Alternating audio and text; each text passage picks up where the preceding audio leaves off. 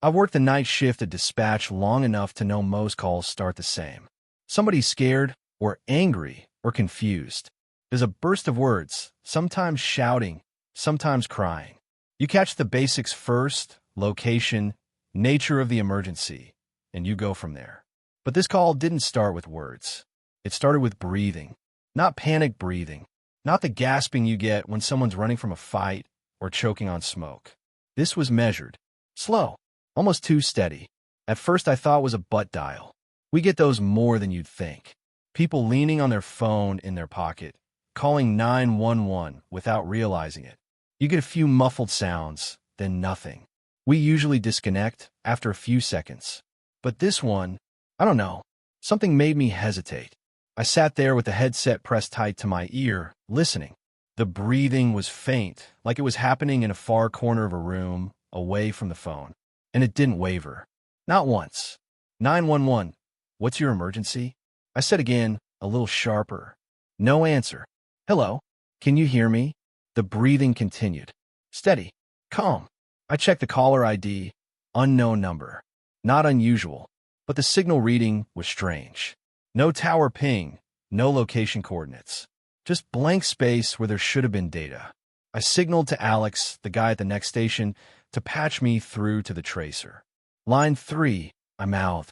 While he worked, I kept listening. Something about the rhythm was wrong. Human breathing has little changes, small size, tiny catches in the throat, the whisper of air over lips. This was identical every time. Inhale, pause, exhale, pause, inhale, pause. Alex frowned at his monitor. No signal return, he whispered. That wasn't possible. Every call had something. Even if it was bouncing off towers in another county, even if it was from a landline in the middle of nowhere. This one might as well have been coming from the air itself. Caller, if you can hear me, say something. I tried again. The breathing didn't change. I decided to test something. If you need help, knock on the phone twice. For a moment, nothing happened. Then, so faint I almost thought I imagined it. There was a tiny click. Not a knock, not a tap, just a sound, like a microphone picking up static. It made my stomach knot. Do it again, I said. 2 knocks if you can hear me. The same faint sound came again. I muted my mic and looked at Alex. Someone's there. He leaned closer. Then why the hell aren't they talking? I didn't know. I went back on the line. Okay, you're not alone. I'm going to keep talking to you. I want you to stay on the call, all right? We're going to figure out where you are. The breathing kept going. I tried another tactic. If you're in danger, knock once. 1 faint click. My throat went dry. If someone's with you right now, knock twice. 2 clicks. I think that was the moment I started to feel the wrongness settle in. I've been treating this like any other silent call. Hostage situation, maybe someone hiding from a break-in. But there was something in the pauses between those clicks that didn't feel alive. It's hard to explain. I told Alex to run the number through old logs, see if it matched past incidents. While he searched, I kept trying to talk to the caller. Can you tell me where you are? Just 1 knock for yes if you could send me a clue. 1 knock. Okay, is it a house? 1 knock. Is there an address you can say? Anything at all. No knock. Just breathing. I asked if they could hum. Whistle. Anything. Nothing but that measured inhale and exhale. Alex came back with nothing. No history. No match. Not even a record of the number existing before tonight. That's when I noticed something else. The breathing, it was in sync with mine. I didn't catch it at first. But after 10 minutes of listening, I realized that every time I took a breath, there was a faint, delayed echo on the line. Not perfect, just half a beat behind. Like someone was copying me. I pulled the headset slightly away and took a deep breath through my nose. A second later, I heard the same inhale in my ear. My skin crawled. I covered the receiver. Alex, listen to this. He plugged in, put the other earpiece on, and frowned. He trailed off. Jesus, it is matching you. I leaned back, heart thudding. Could be some kind of feedback loop. He shook his head. Feedback doesn't do that. Feedback's instant. The breathing stopped. I froze. The line went silent. Completely silent. The kind of silence where you realize how much faint noise there usually is in the background. It was like the call had been cut off from the world entirely. Then, very faint, there was a whisper. I couldn't make out the words, but the sound of it wasn't close to the mic. It was like someone speaking from the far end of a long, narrow hallway, the voice bending and soft in the distance. I sat forward. "Hello? Say that again." No reply. Then the breathing came back, perfectly steady, perfectly matching mine again. Alex's eyes were wide. He started gesturing for me to hang up. I didn't. Part of me wanted to know. Needed to know. I tried again. "If you can't speak, can you make a sound that's not breathing?" A pause. Then 3 faint clicks. Not 2. Not 1. 3. That wasn't in our yes/no system. I didn't know what it meant. The tracer finally pinged, but the location it returned wasn't a street address. It was a set of coordinates. Somewhere about 80 miles out, deep in the woods. I pulled it up on my screen. No roads. No houses. Just forest. I related to patrol, asked if there was any history of calls from that area. None. The breathing grew louder. I realized my own breathing was quickening, and every change in my pace was matched perfectly. I decided to hang up. Just disconnect, call it in, let patrol check it out. But when I pressed the end call button, nothing happened. The timer on the line kept ticking. I pressed it again. Still nothing.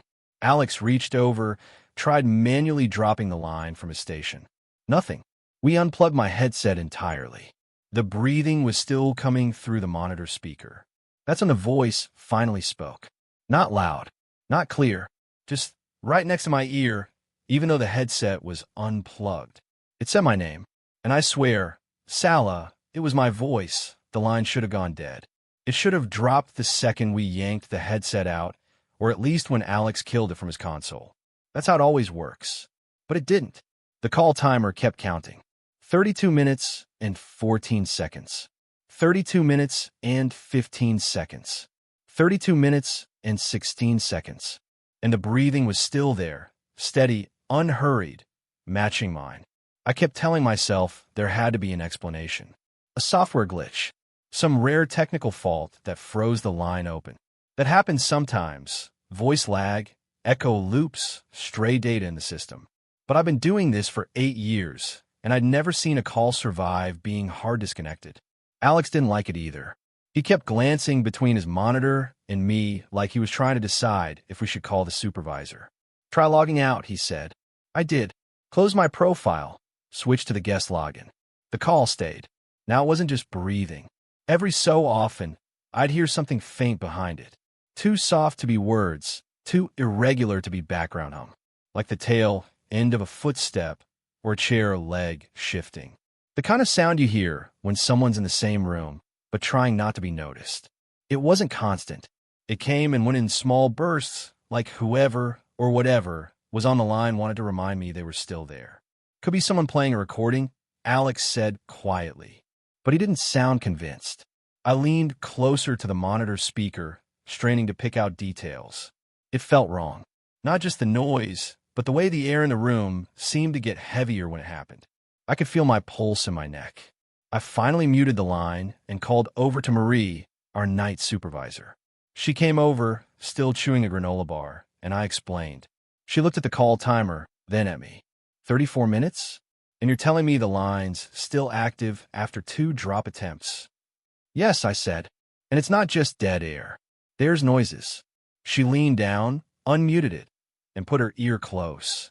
I watched her expression shift, just slightly, like a thin crack in her usual calm. Call IT, she said. Then she walked away without another word. IT's night guy, Lou, showed up 10 minutes later. He pulled the line ID, checked the system logs, frowned. There's no active call on the switchboard, he said. Your station says it's open, but the backend says it's not even there. That made my skin crawl more than the breathing did. He tried force dropping the phantom line from the server side. Nothing. He rebooted my station entirely. Still nothing. You'll just have to let it run its course, Lou said finally, like we were talking about a storm passing over. Sometimes these ghost calls clear after a while. Ghost calls. I didn't like the phrase. The timer hit 1 hour. Then 2. The breathing never faltered. By the time it reached the 3rd hour, I wasn't just hearing breathing anymore. There were faint noises in the background, little metallic ticks, something that might have been paper shuffling, and once a low hum, like the tone of a fluorescent light. We have those here in our building. Old bulbs that buzz when they're dying. The thought lodged in my head and wouldn't leave. What if the caller wasn't somewhere out there? What if they were here? I kept scanning the dispatch floor through the glass partition. Marie was in her office, Alex was at his desk, and the others were buried in their calls. The place was quiet as always. Too quiet. Somewhere around 3:40 a.m., I heard it. A sound so faint I almost dismissed it. The faint creak of a door hinge. And it wasn't coming through my headset. It was behind me. I spun around, but the only open door was the supply closet halfway down the hall. It was cracked an inch, just like it had been all night. When I turned back, the breathing in my ear was quicker. I yanked off the headset, heart pounding. Alex frowned. What? It's faster, I said. Like it's excited. I didn't put the headset back on for 10 minutes. Just let it sit there on the desk while I took other calls. But no matter what, the timer kept running, and if I leaned close, I could still hear it, breathing, waiting. Around 4:12, I heard a new sound on the line. A thud, then another, like footsteps, slow and deliberate, moving closer to wherever the phone was. I mouthed to Alex, footsteps. He shook his head like he didn't want to hear more. I knew it was stupid, but I started whispering into the line. Where are you? No answer, just breathing. Then, quiet, almost polite, one knock. We never established what one knock meant. My shift ended at 6, but I couldn't leave. I sat there until the day's shift came in, watching the timer roll past 7 hours.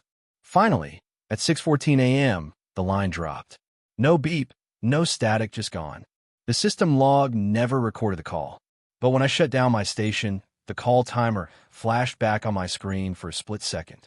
And the duration read, midnight. Like it never happened, I came back the next night telling myself I'd keep my head down, focus on my regular calls, and forget about whatever happened with that breathing line. But the moment I stepped into the dispatch room, I felt it. That weight in the air, that strange, prickling quiet between the usual background noises. I didn't even make it to my desk before Marie waved me over. She looked tired, like she hadn't slept. Did you keep hearing it after you left? She asked. I blinked. Hearing what? She tilted her head just enough for me to know she didn't buy my act. Don't play dumb. The line. The breathing. I shook my head. No. It ended. Not for everyone, she said. I frowned. She explained that a few hours after my shift ended, one of the day dispatchers, Carly, got a domestic disturbance call. Totally normal at first. Raised voices, breaking glass, the usual chaos. But about 2 minutes in, Carly started hearing something else under the shouting. Breathing. Same rhythm I described. Same steadiness. She said it was so faint she thought she imagined it. Then the caller hung up, and the breathing kept going. That part made my skin crawl. You think it's a crossover? I asked, like two lines bleeding into each other. Marie's lips pressed thin. We checked. No cross-channel interference. IT says there's no physical way for it to happen. I didn't like where this was going. It didn't stop there. Over the next 2 hours, 2 more dispatchers, Louise and Hal, reported similar incidents. Totally different calls, unrelated emergencies, but each of them said they heard faint, off-timing breathing under the main audio. Louise swore she also heard a single knock during one of hers. Hal said it sounded like someone repeating him a second after he spoke. I kept my mouth shut about my own experience, but I could feel it tightening in my chest, like the walls were closing in. By midnight, I'd taken 3 calls. All normal. No breathing. I started to think maybe whatever was happening had passed me by. Then Carly called over from 2 stations down. Hey, can you listen to this? I plugged into her line. It was an elderly woman reporting someone banging on her back door. Her voice shook with every sentence. At first, it was just her breathing heavy, rattling off her address. Then under it, I heard it. That same slow inhale. Pause. Exhale. Pause. The woman didn't seem to notice it. Carly kept asking her questions, but every time Carly spoke, there was an almost imperceptible echo in the background. Not from the caller, from a static. Like the static itself was trying to repeat her. It wasn't perfect. Sometimes it was half a word, sometimes just a syllable. But the cadence was there. We dispatched a unit.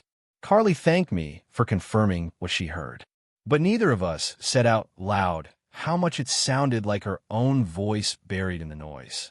Around 1:30 a.m., I finally caught my own. It was on a routine call, a shop alarm going off in a strip mall. No one on the scene yet, just the security company reporting it in. I was halfway through getting details when the line fuzzed like a faint radio detune. Then, in the hiss, I heard it. Copy, copy, copy. It was my voice. Not just similar. Exact. Same tone. Same breathing pattern. But the words weren't ones I'd just said. I froze. Say again, I asked the caller. But it wasn't them. It was the static. You're not you. My throat tightened. Sorry. We're still on the line. The words dragged, stretched in a way that made them sound wrong. I muted the call and just sat there for a second, staring at my desk. I've been doing this job long enough to know how sound distortion works. Feedback loops, compression artifacts. There's always an explanation. But this didn't feel like a glitch. It felt personal. The security company rep kept talking like nothing had happened. I unmuted, finished the call, sent the unit. When I hung up, the timer didn't reset right away. It hovered at midnight for maybe 3 seconds before blinking back to normal. Alex noticed. That happened again. I didn't answer. By 2:15, Louise was pale and shaking. She just finished a call from a guy claiming his girlfriend had gone missing inside their own house. While she was giving instructions, she heard her own voice whisper her name. She swore it wasn't a headset echo. She said it was too close, like it was spoken right behind her ear. We all tried to laugh it off, but nobody's laugh sounded real. The rest of the shift was a blur. Every time my phone rang, my stomach tightened. I kept expecting to hear that steady breathing, that low echo, the strange half-words. It didn't happen again, at least not to me. But just before dawn, Hal stood up from his desk, ripping his headset off. Who the hell just said, "Let me in," he demanded. Nobody had. When the day crew arrived, we filled them in. They nodded along like they were humoring us, but I could see the unease in their eyes. Dispatchers aren't the type to spook easy. You spend enough nights hearing screams, gunshots, and the last breaths of strangers, and you build walls around that part of yourself. But this was different. Marie called IT again after shift change.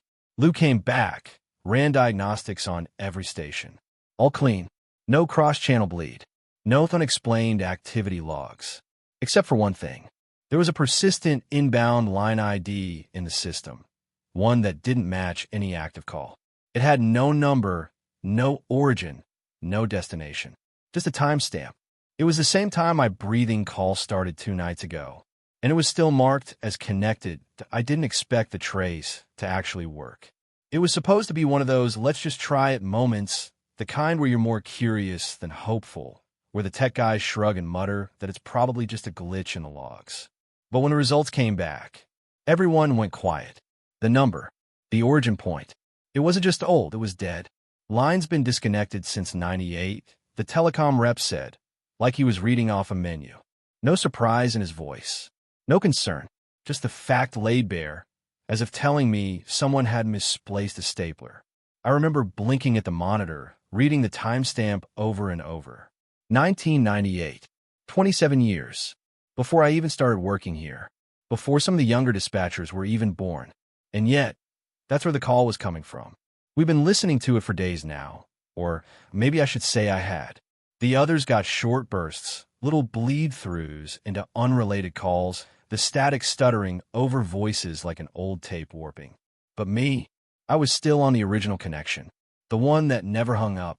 I tried everything, ending the call manually, having IT cut it off from their end, even yanking my headset out mid-shift, letting the empty port sit there like an unplugged vein. Didn't matter. The moment I plugged back in, it was there again. The breathing. At first, I told myself it was background noise, maybe a recording, maybe some weird technical quirk. But lately, it had been different, more aware. That night, the building felt heavier than usual. We'd been running short-staffed for weeks, the overhead lights buzzing like they were about to give out. Out the window, the street outside was empty, the kind of empty that feels wrong even at 3 a.m. No drunks weaving home. No cats slinking between dumpsters. Just stillness. I logged into my station, headset hanging loose around my neck while I stared at the call log. The same line, still marked active. I tapped my pen against the desk, the sound loud in the quiet. For a moment, I almost didn't put the headset on. I thought about just walking out, pretending I never saw it, letting someone else take the shift. But that wasn't me. And honestly, there was a part of me that needed to know. The second the foam cups sealed over my ears, the sound slipped in. That faint, steady inhale. Exhale. I waited, counting them. 1, 2. The pace matched mine. That's not unusual, I told myself. Breathing tends to sync when you're listening closely. People do it without thinking. Except, this wasn't me syncing to it. It was syncing to me. I tested it. Held my breath. In my ear, the line went still. Not quieter, still. And then, when I finally let the air out of my lungs, it started again. Same rhythm. Same depth. I pulled the headset halfway off, my own breath shaky in the cool air of the room. My pulse was loud in my temples, but I forced myself to settle, to think. I needed proof. Something outside my own head. I waved over Marta from the next desk. She'd been hearing the static too, though she swore hers came with whispers, her own voice repeating words she'd just said seconds earlier. Listen, I told her, sliding the headset over. She frowned, pressing it against her ear. After a few seconds, her eyes flicked up to mine. That's weird, she said slowly. I asked her to take a deep breath. She did, and right on cue, whatever was on the other end followed her lead. Her lips pressed into a thin line. She handed the headset back without another word and walked away. She didn't meet my eyes the rest of the night. Around 4 a.m., the IT guy finally called me back. He'd run a deeper trace, chasing the signal through the mess of lines, routers, and ancient equipment in the basement. It's not possible, he said, his voice tight, but it's all routing back to one of the old copper connections. One that's been cut for decades. He paused. It's physically disconnected. Like, not even a cable anymore. Just a dead port in the wall. I asked him if that port was in this building. He hesitated. Yeah, sublevel storage. Old file room. I think that's when the air in my lungs turned to ice. Because I've been down there before. Once. When I first started. It's not a place you go unless you have to. Narrow concrete hallways. No windows. The walls sweating in summer and freezing in winter. There's a smell down there, like dust, but heavier, almost metallic. And I remembered, in the far back corner, half hidden behind a stack of broken chairs, there was an old wall jack. Yellowed plastic. Hairline cracked down the middle. The kind of thing you glance at once and forget. I didn't want to go down there. Every part of me screamed to just unplug my headset, walk away, and let someone else deal with it. But the line was still open. And the breathing, it felt closer now. Louder in my ear, like whoever was on the other side was leaning forward. I told myself I'd just look. Just confirm it was the same jack. Nothing more. The basement door was stiff when I pulled it open, the hinges groaning like it hadn't moved in months. My flashlight beam jittered along the concrete steps as I descended. It was colder down there. Not the kind of cold that comes from bad insulation. This felt heavier, like it was pressing into my skin. I moved fast, counting the doors as I passed.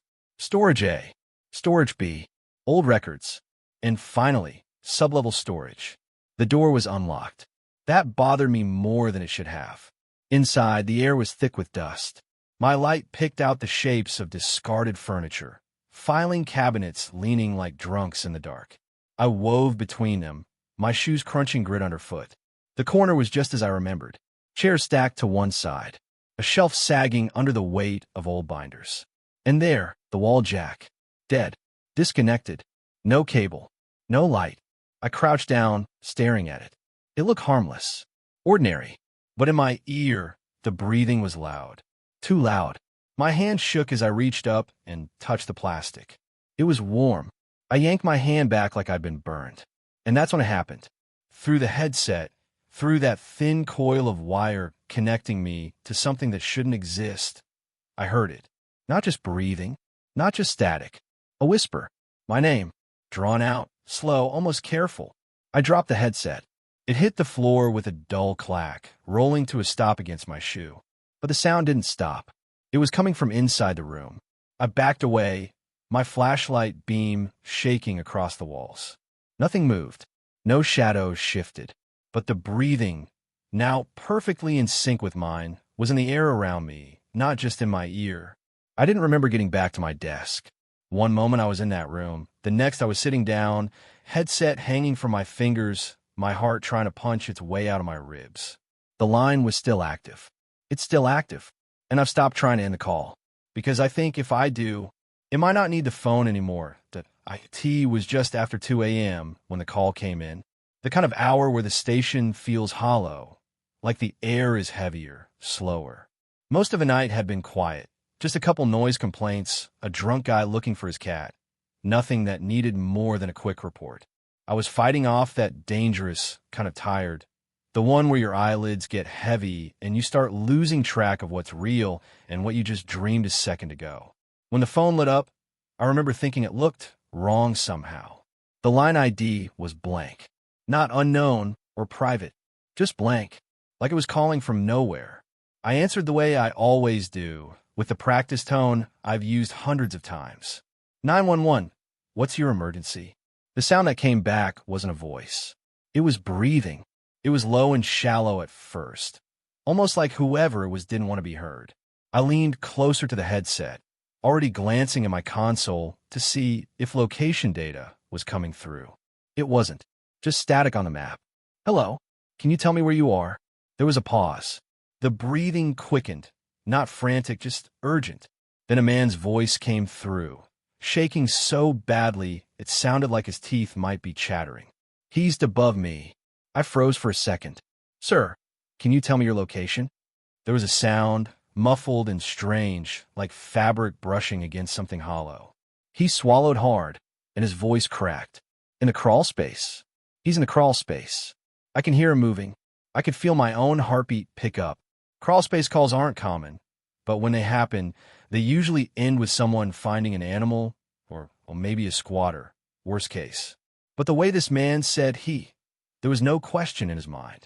Whoever it was, wasn't supposed to be there. All right, sir. I need you to stay calm. Can you tell me the address? 72 Redfield Lane. He said immediately, like he'd been rehearsing it in his head. I typed it in. Nothing. No match. I checked the county database. Still nothing. Sir, I can't find that address. Can you tell me what city you're in? He went quiet for a moment, except for that shaky breathing. It's here. I'm here. I can't. There was a sound in the background. A faint, slow creak like weight pressing down on wood. I felt something sink in my stomach. Is that him? I asked quietly. Yes. The word was barely more than a whisper. He's crawling. Slow. Like he doesn't want me to know where he is. I pressed the mute button and waved over to Jeff, one of the night shift supervisors. Can you run a reverse trace on this? I'm not getting an address. He leaned over, looked at the blank data feed, and frowned. Back on the line, the man's breathing had gotten quicker, almost hyperventilating. I tried to slow my own voice. Sir, I need you to find a way to get out of the crawl space if you can. Is there a hatch? A door? No, he said, and his voice broke. No, I'm stuck. He's between me and the exit. That didn't make sense. You mean the person is in the crawl space with you? He didn't answer at first. Then I heard it, another sound, faint but distinct. A long, dragging noise. Not fast, not hurried, just deliberate. Yes, he said finally. He's closer now. Jeff shook his head from across the desk. Nothing. This number's not in the system. Not even in archives. I kept my voice steady, but inside my mind was racing. Sir, can you describe him? There was a pause. Then, in the smallest voice I've ever heard. No. Not I don't know.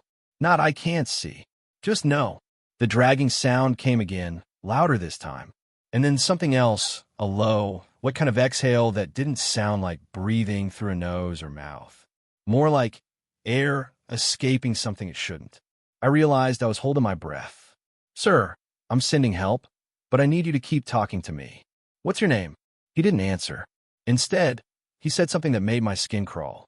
He knows I'm talking to you. Jeff was already dialing a sheriff's line, trying to see if we could get a unit out based on cell tower pings. But the system was giving us nothing. No tower, no coordinates. Like the call wasn't coming through the network at all. I could hear the man shifting, the sound of his clothes brushing against wood. Then, barely audible over the static, another voice came through. It was so faint I almost thought I imagined it. But no, it was there. It was lower, rougher, and it wasn't speaking. It was humming, just one long, steady note. The man on the line whimpered, and I heard something thud softly, like a knee hitting a wooden beam. Then the humming stopped. "Sir, listen to me. I need you to stay still and quiet." "I can't," he whispered. "He's looking for me." The line crackled, and for a second I thought we'd lost the connection. Then his breathing came back, louder now, faster. The dragging sound was right next to it. I felt my throat go dry. "Sir, can you?" The line cut out. I stared at the console like maybe it would come back if I waited. Jeff leaned in. "You get anything before it dropped?" I shook my head. "Nothing that makes sense." We filed it, like we always do, but there was nowhere to send it. No address, no callback, nothing. It was just gone. The thing is, calls like that don't just disappear. There's always something left behind. A signal trace, a timestamp, a log entry. But when I went back to check later that night, there was nothing in the system. No record of the call at all. And yet, when I sat there, staring at the blank screen, I could still hear it. That breathing, that dragging, and underneath it, that single, steady hum that I didn't even need to look at the caller ID to know it was him. Same line, same static, same slow, shaky breath before the first word. "It's she's here again." His voice was softer than last time, like he was pressing his lips against the phone just to keep the sound from leaking out into the air around him. I could hear something faint behind him, like wood creaking under a slow, deliberate weight. "She's right above me." I sat up straighter in my chair. I hadn't wanted this call to come back. I've been telling myself for hours that maybe it was just a prank, that the first time was just some lunatic trying to scare the night shift. But the way he said it now, the way his breathing seemed to pulse in my ear, there was no laughter behind it. No thrill, just terror. I clicked to pull up his location again. The mapping software hesitated, like it had to think too hard about what I was asking. Little spinning wheel. Then a pin dropped into the middle of a blank, gray stretch. No roads, no house outlines, just empty space. "Sir, I'm trying to get your location, but don't talk so loud." He cut me off, whispering so urgently it made me lower my own voice without thinking.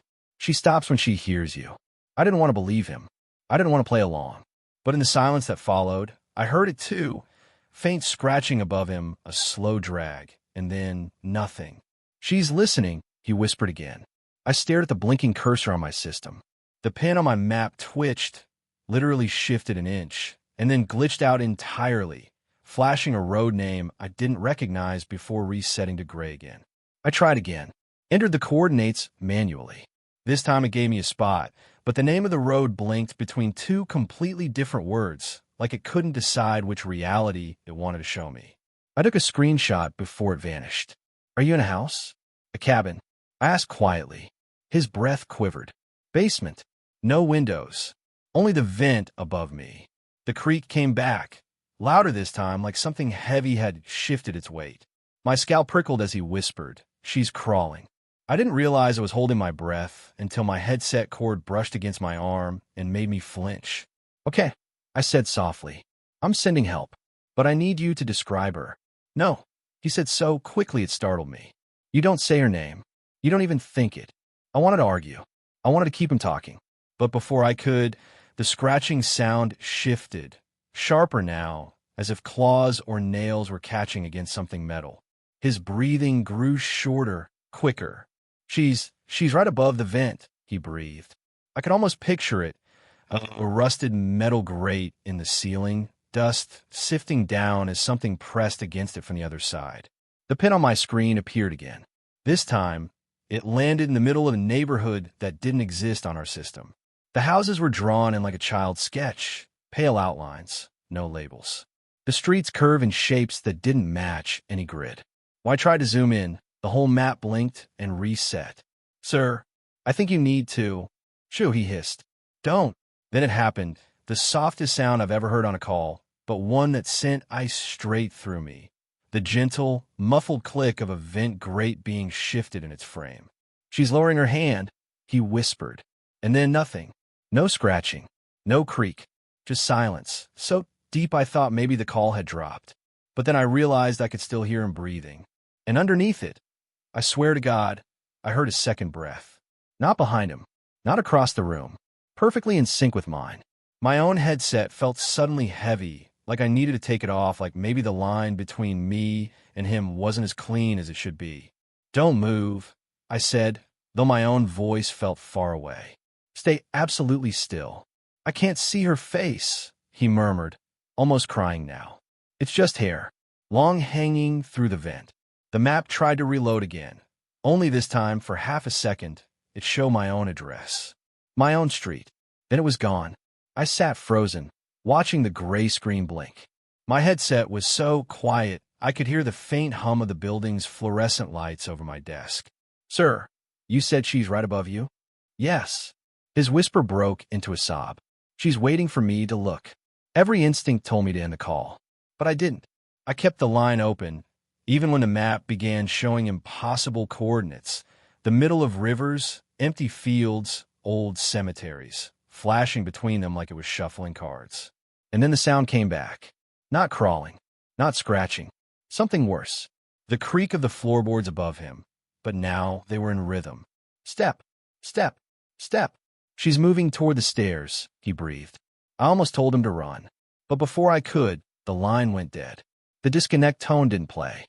There was just silence. Then my line lit up again. Same number, same breath. But this time, the voice wasn't his. It was a woman's. And she whispered, "I'm right above you." I didn't think the line would go dead like that. 1 second, the man was whispering, telling me she was right above him. I could hear the soft scratch of nails or fingers against wood.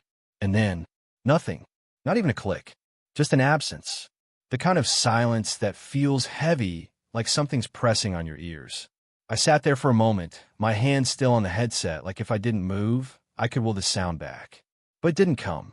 We had already sent officers to the coordinates, though those coordinates, they still didn't make sense. The system glitched every time I tried to check them. The map just flickered, the streets bending like they were made of wet paper, overlapping in impossible angles.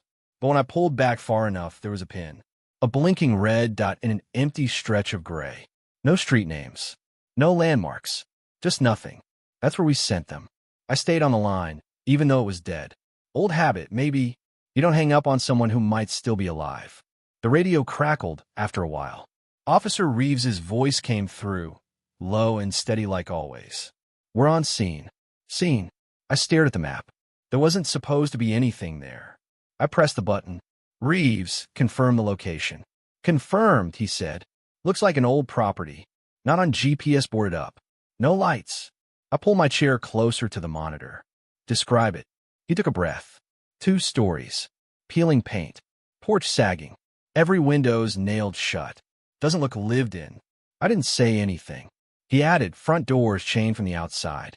Something in me tightened. That didn't make sense. You chain a door from the inside to keep people out. From the outside? That's to keep something in. "Reeves," I said slowly. "Can you hear anything? Anyone calling for help?" There was a pause, just the hum of the radio. Then, "Yeah," he said. "Faint. Coming from inside." My skin prickled. The same voice. "I think so." He hesitated. "But it's weird. Doesn't sound like he's in the room. More like under it." Under. I thought about the crawl space. About the whisper I'd heard. About the way his voice had sounded close, but also not. Like it wasn't traveling through air the normal way. They forced the door open. I could hear the groan of wood through the radio, the clatter of the chain hitting the porch. Their boots thudded across old floorboards. "This place stinks," Reeves muttered. "What's it smell like?" I asked before I could stop myself. He thought about it. Damp. Rot. Something else. Like dirt that's been wet too long.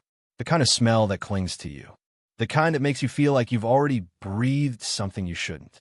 They moved through the house, narrating for me. Living room, empty. Kitchen, empty. No sign of anyone. The voice was still there, though faint and muffled, calling up from somewhere deep.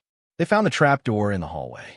Reeves described it as old, swollen with moisture, the paint blistered and gray. "We're opening it," he said. A hinge shrieked through the radio. The voice got louder. I pressed my headset tighter. It wasn't screaming, just talking. Low, steady. like he'd been waiting for someone to answer. Reeves lowered himself down. The other officer followed. The air in my little dispatch booth felt suddenly heavier. "It's cramped down here," Reeves said, his voice warping slightly over the static. "Dirt floor. Wood beams. I see footprints. Fresh." I asked. "Yeah, real fresh." "How fresh?" He didn't answer right away. Then, flatly, "Still damp." The other officer's voice came through. Closer to the mic, "These footprints." He cut himself off. I waited. "They don't lead anywhere," Reeves said finally. "They just start, right in the middle of the floor, like someone dropped out of the ceiling and stood here." I swallowed hard. "And the caller?" No answer. "Reeves?" Static. When his voice came back, it was tight. "We're following the prints." The dirt crunched softly under their boots. I could hear their breathing, heavy in the confined air. "Wait," Reeves said suddenly.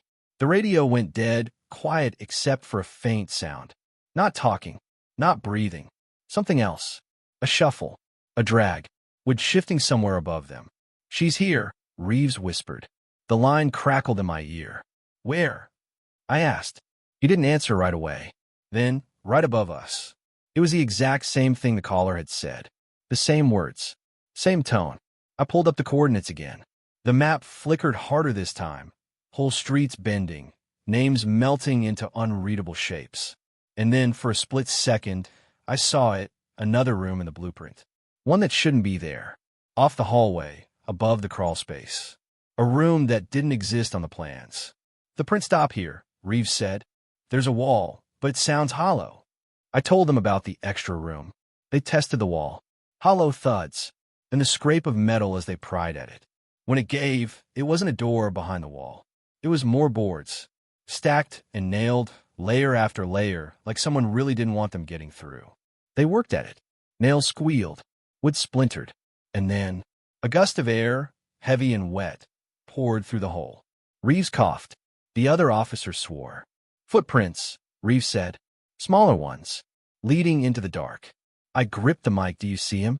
"No," Reeves said. "Just the room." "It's not, right?" "What do you mean?" "It's too big. Bigger than it should be. Bigger than the house." He stepped inside. I could hear it in his voice. His words sounded like they were coming from further away now, the echo, strange and deep. The radio cracked once, twice. Then, "I think I see." His voice cut out. For a few seconds, I just sat there, listening to the hiss of static. My own reflection stared back from the dark monitor, the red still blinking over an empty stretch of map. When the radio came back, it wasn't Reeves. It was the caller. "I told you," he whispered. "She's right above me." I didn't want to listen to it. That's the part one keep coming back to. It was supposed to be routine, just a follow-up, just paperwork. Our supervisor had asked me to pull the audio from the "she's right above me" call so the detectives could review it. I thought I'd skim it, check the timestamps, and send it along. But when I pressed play, I realized I hadn't heard the whole thing in one stretch before. I'd been on the line, yes, but that night felt fractured. The signal had kept glitching, and my memory filled in the gaps with silence that wasn't really there. Now, there was no silence. It started with his breathing. Slow, shaky, like each inhale was pulled through a straw. And then that whisper, "She's right above me." I remembered answering, telling him to stay calm, telling him to describe what he was hearing. In my memory, there had been long pauses between his words. But on the recording, there weren't. There was something else, something faint, that had been there the whole time, but I hadn't noticed in the moment. A sound, not static, not wind. It was a second voice.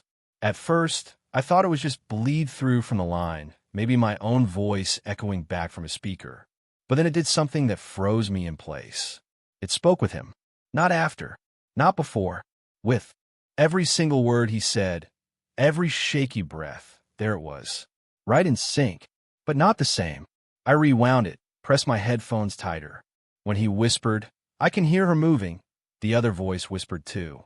But the tone wasn't scared. It was closer, right against the microphone, like someone was leaning in from my side of the call. And the voice wasn't identical to his. I couldn't tell if it was male or female. It was flatter, breathier, And on certain words, it seemed to stretch like the syllables were being pulled apart, held a second too long. I remember feeling my chest tighten as I kept listening, because this wasn't just a voice copying him.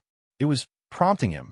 There's this tiny fraction of a second, right before he says, "It's scratching," where the other voice says it first. Not loud, like the ghost of a thought slipping into his ear before he speaks. I sat back in my chair. My palms were sweating. It would have been easy to stop right there, file the audio away, and never think about it again. But I didn't. I replayed it, over and over. And the more I listened, the more I realized how wrong it was. On some phrases, the two voices weren't perfectly matched. It sounded genuine, terrified. But the other? Sometimes it laughed, just a thin hiss of air, while still saying the same words. Sometimes it hit a different pitch, like it was mocking him. I checked the levels on the software. His voice registered normally, low and distant, like he was speaking through a phone in a quiet house. But the second voice barely registered at all, just these sharp peaks when it got too close to the mic, as if it were speaking from inside the line. When the scratching started, it was worse. I remembered that sound vividly from the night itself. The way it made my skin crawl, the way it seemed to move from one end of the ceiling to the other. But on the recording, you can hear something else beneath it, like knuckles, dragging, slow and deliberate. And then, just before the first loud thump, you hear the other voice again. But this time it doesn't speak in sync. It says something different, something I swear I never heard that night. It says, "Don't look up." I ripped the headphones off. My throat was dry. I must have stared at the waveform on my screen for a full minute before I put them back on. I didn't want to hear it again, but I couldn't stop. When the man starts panicking, saying, "She's right above me, she's right above me," the second voice keeps whispering along, but there's this low, wet sound between the words, like a tongue moving or lips smacking. And then something happened that I know didn't happen in real time. He says, "It's coming closer," but the recording doesn't match my memory. Because after he says it, there's this long, heavy pause. I remember answering him right away that night. But on the recording, I don't. For almost 6 seconds, I say nothing. In that gap, the second voice speaks. Not in sync with him this time. Not copying. It says, "She's here for you." And it says it like it's smiling. I scrubbed through the file again, looking for glitches, looking for some sign this was a bad copy. But the more I replayed it, the more detail I caught. Little breaths, little gasps, things that weren't his and weren't mine. I didn't remember any of it. And that was the part that made me cold all over. Because if I didn't hear it that night, who was it for? I didn't want to keep going, but I did. I needed to know how it ended. When the call finally cuts off, there's a few seconds of open line, just faint static. But as I'm about to stop it, I hear something else. Footsteps. Not running, just slow, deliberate steps. And they're not coming from his end. They're louder than they should be, like they're right next to the mic. And then, in the very last second before the recording stops, I hear the second voice again. Only this time, it's not a whisper. It's full, clear, and it's not speaking to him. It's speaking to me. It says my name. Not just ma'am, not just hey, my actual name. And it says it with the same tone I use when I answer the phone. I stopped breathing. I sat there, staring at the frozen screen, my own reflection faint in the monitor's glare. I didn't even realize I'd started shaking until my chair creaked under me. I backed the audio up again, just to be sure, and it was still there. My name, my voice, but not mine. That was 2 nights ago. I haven't told anyone yet. Not the supervisor, not the police, not even my partner, because I don't know how to explain it without sounding insane. But I can't stop thinking about it, because every time I close my eyes, I hear it again. That other voice, leaning too close to the mic, breathing too slow, drawing out the words like it's savoring them. And I keep wondering if it could be on the line without me hearing it that night, if it could speak without either of us knowing. What's to stop it from listening now? I still have the file. And sometimes, God help me, I press play again. Not to hear him, not to hear the scratching, but to catch that one moment at the very end where it says my name. And I swear, each time I listen, it sounds a little different, a little clearer, a little closer. Last night, I thought I heard it say something else after. Just a faint hiss, barely there. It said, "Your turn." It started on a Wednesday night. Not even a busy one, just the usual noise. Drunk drivers. Domestic arguments that didn't sound urgent until they suddenly did. Dogs barking in the background of nearly every call. I was halfway through my shift, drinking coffee that tasted like it had been sitting in the pot for hours, when her voice came through the headset for the first time. "Dispatch, there's someone in my yard." Her voice was small, not panicked yet, but trembling. I could hear the wind behind her, maybe a faint rustle like branches. "Ma'am, can you give me your address?" She did. I typed it out automatically, reading it as I wrote it. For 23 Glen Hollow Road. A house on the edge of the county, tucked near the tree line. I didn't remember getting many calls from there. "Can you describe the person?" I asked. There was a pause, just long enough for me to think maybe the line had cut out. Then she whispered, "It's not a person. It's her." Something about the way she said her made my skin prickle. "All right, ma'am," I said, keeping my voice even. "Who is her?" Her breath shook on the line. "I don't know, but she's standing by the tree. She's facing my house." I signaled to one of the deputies on duty and gave them the address. Routine welfare check. Could have been someone passing through. Could have been a drunk neighbor who took a wrong turn. "Is she holding anything? Does she look armed?" I asked. Another long pause. Then, so quiet I almost missed it. "She's not moving. She's just watching me." I told her to stay inside, keep her doors locked, and that help was on the way. She didn't say much after that, just kept whispering things like she hasn't blinked, and she's still there.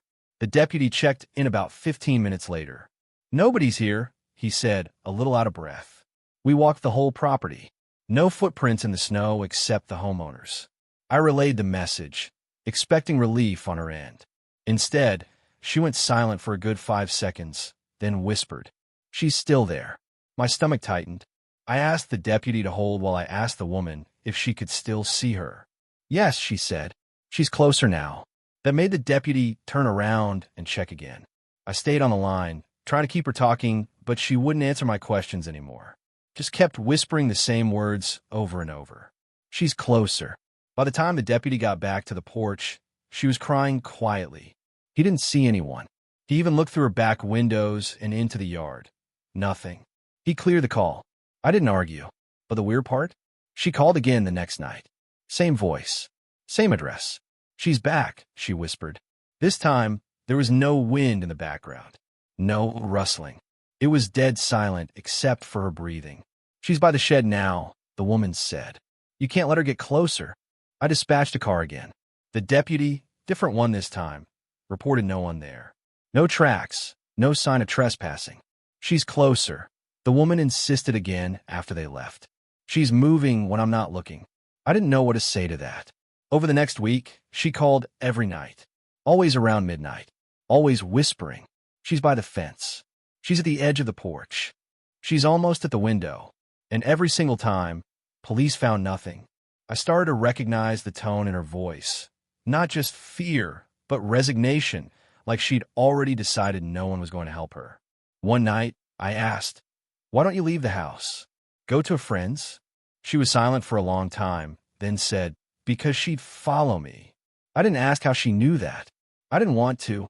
By the 8th call, I stopped logging it as a routine suspicious person. I started adding notes. Same woman. Same description. Well, not much of one. She never described her in detail. Just a woman-shaped figure. One night, curiosity got the better of me. "Can you tell me what she looks like?" I asked. I heard her breathing pick up. "She looks wrong." "In what way?" "Like she's wearing someone else's skin." I almost asked if she'd been drinking. But the way she said it, calm, quiet, no slur, made me stop. "She's closer now," the woman whispered suddenly. "She's at the door." That made my pulse quicken. I dispatched units immediately. Told them to hurry. They found nothing. Again, when I got off shift that night, I couldn't shake the sound of her voice. I even drove past Glen Hollow Road on my way home. The place was quiet, a single light glowing in one upstairs window. The yard looked empty.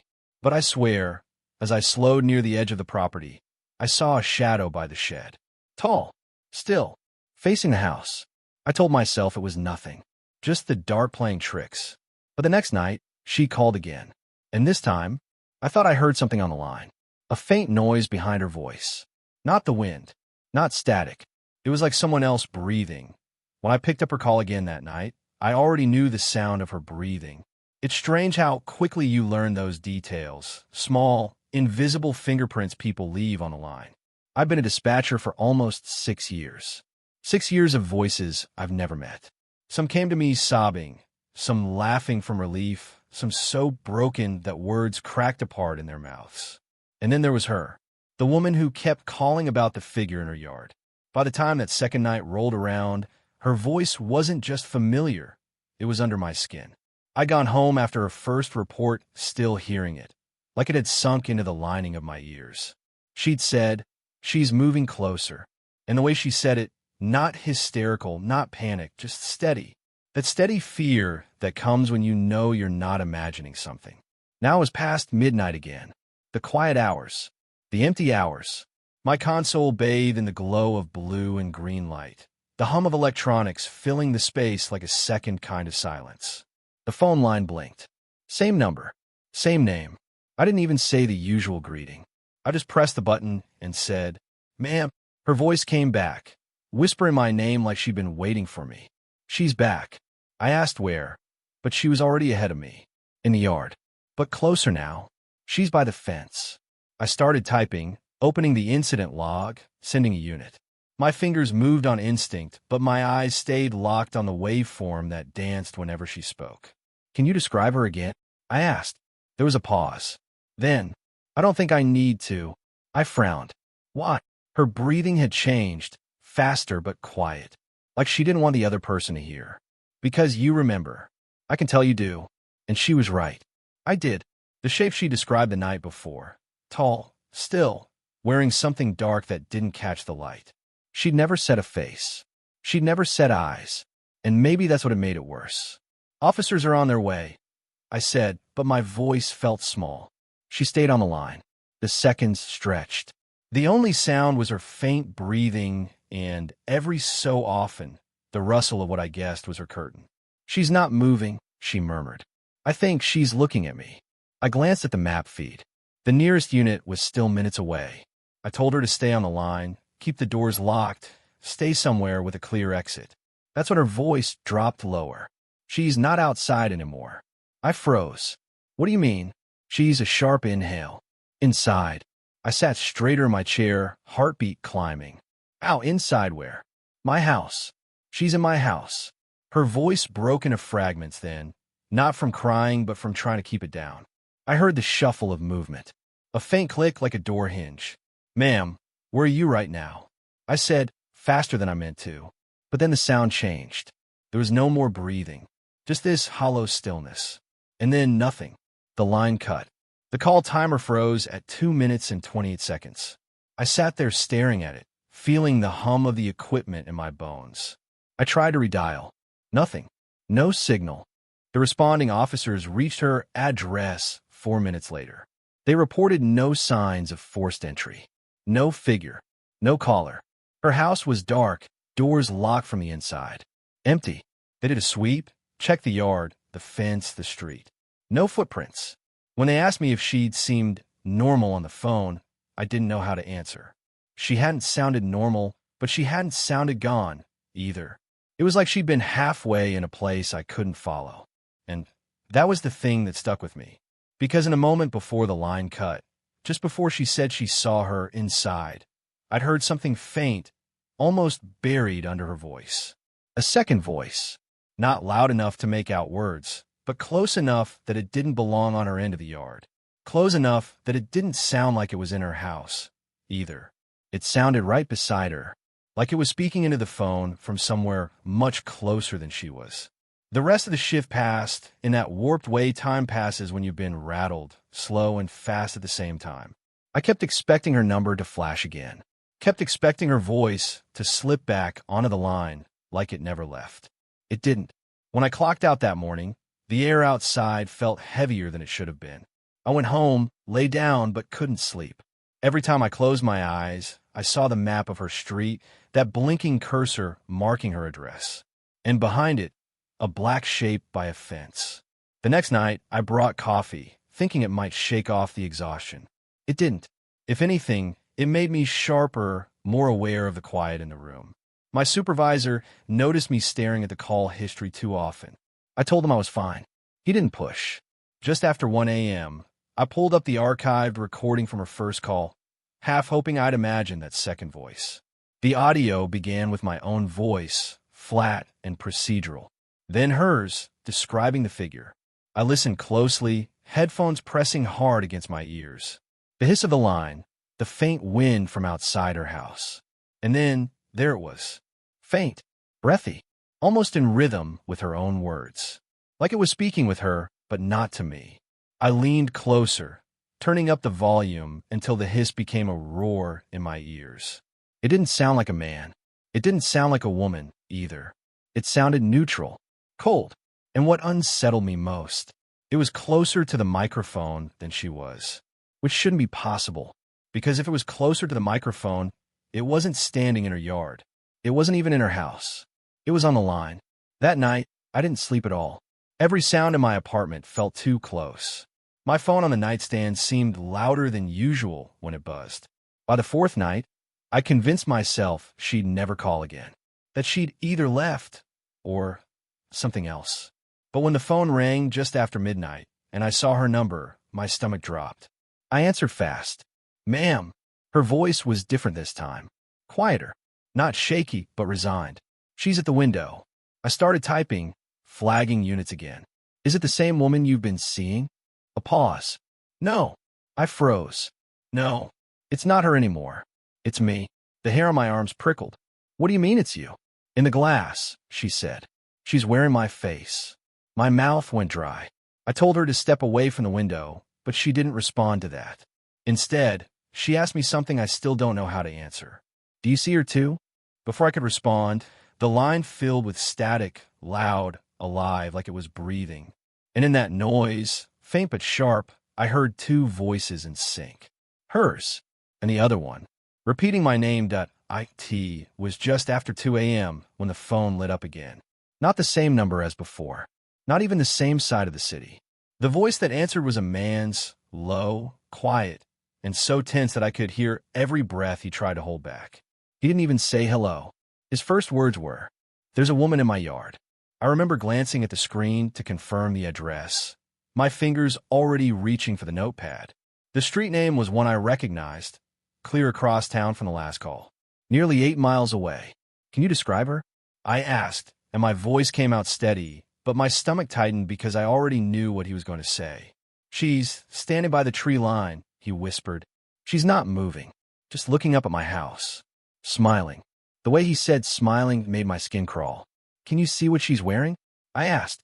The pause on the line stretched too long, and for a second, I thought we'd lost connection. Then his voice came back, softer. "White dress. Long sleeves. The kind that..."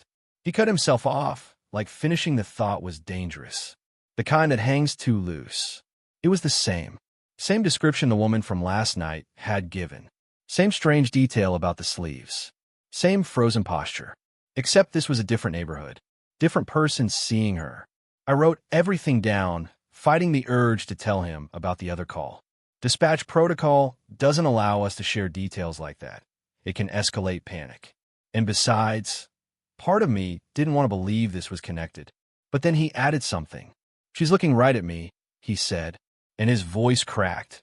Not with fear exactly, but with the kind of shock that happens when your brain can't keep up. "She hasn't blinked since I opened the curtain."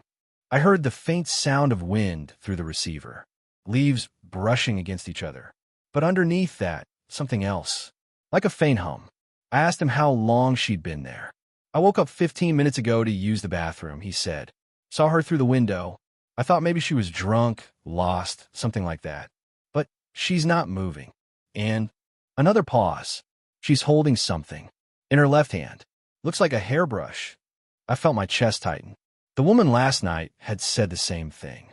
I sent the call to the nearest patrol unit, trying to keep my voice even.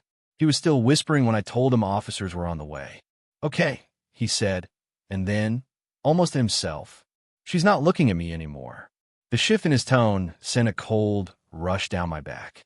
"Where is she looking now?" I asked. He didn't answer right away. When he did, it was barely audible.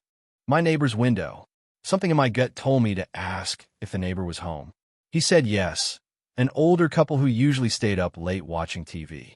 I can see the flicker, he said, from their living room. She's just standing there, staring into their window like she can see straight through the blinds. The patrol car was still 6 minutes out. 6 minutes. I told him to stay inside, keep his doors locked, and stay on the line. That's when I heard it. Not from him, but in the background. A faint tap, tap, tap like fingernails on glass. Where are you in the house right now? I asked quickly. My bedroom, he said. Upstairs. Second floor. Do you have any windows open? No. Then, after a second. Not here. Where then? The kitchen. The sound of movement through the phone. Soft, cautious footsteps. He was checking. I wanted to tell him not to, but the words caught in my throat. A beat later, his breathing changed. Quickened. She's gone, he said. I felt an odd twist of relief until he added, she's in my neighbor's yard now, standing right next to their fence, like she's listening to them through it. The patrol car was 3 minutes away. 3 minutes in an eternity. I tried to keep him talking, but he went silent. And when I called his name, the line didn't drop, but the sound shifted, like the phone was tilted away from his mouth. And then, faint but there, another voice. A woman's. I couldn't make out the words. It was too muffled. But the tone, it wasn't screaming or crying. It was almost conversational, like she was answering questions I couldn't hear. The man's voice came back, ragged. She's not by the fence anymore. Where is she? I asked. I don't know. My stomach sank. Then the patrol arrived, radio chatter coming in through my headset, the clipped tones of officers announcing they were on scene. I told him, they're outside. Can you go let them in? But he didn't answer. Instead, I heard his front door open. Not slam, open. Slowly. The next few seconds were chaos. Officers calling out, the wind rushing through the open line, his voice calling back to them. I couldn't tell what was happening. Then, after a scramble of movement, one of the officers came on the radio. Negative contact. No one matching the description in the area. We've checked both yards. Clear. Clear. I've learned that word is sometimes the most misleading one in our job. The man came back to the phone, voice shaking. They didn't see her, he said. Then after a moment, she was right there. I wanted to tell him I believed him, but my throat felt tight. The call ended when they confirmed his house was secure, but the look on his face, when the body cam footage came through later, still sticks with me. He kept glancing over the officer's shoulder, like he was waiting for her to step back into view. I thought that was the end of it, but the next night proved me wrong. It was 1:47 a.m. when the second call came in. This time, a woman's voice again, but not the one from the first incident. She gave her name, her address. My pen froze when I realized it was less than a mile from the man's house from the night before. There's someone outside, she said. She's just standing there, smiling. I asked her what the woman looked like. White dress, long sleeves, too loose. I think I stopped breathing for a second. Can you tell if she's holding anything? Another pause. A hairbrush. I think. The woman on the line sounded calm in a strange way, like she was reporting a power outage, not a trespasser. Do you know her? I asked. No. Then she added something that made my skin prickle. But I've seen her before. I asked where. In my mirror, she said. Sometimes, just in the corner, over my shoulder. I never thought she'd be outside. Her tone didn't change, but I felt something cold sink into me.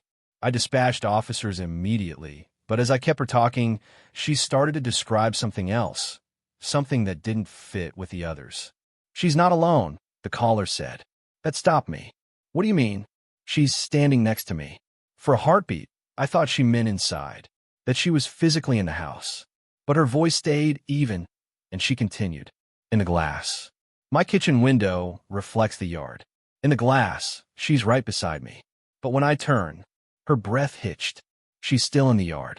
Something about the way she said it made me picture two versions of the same figure.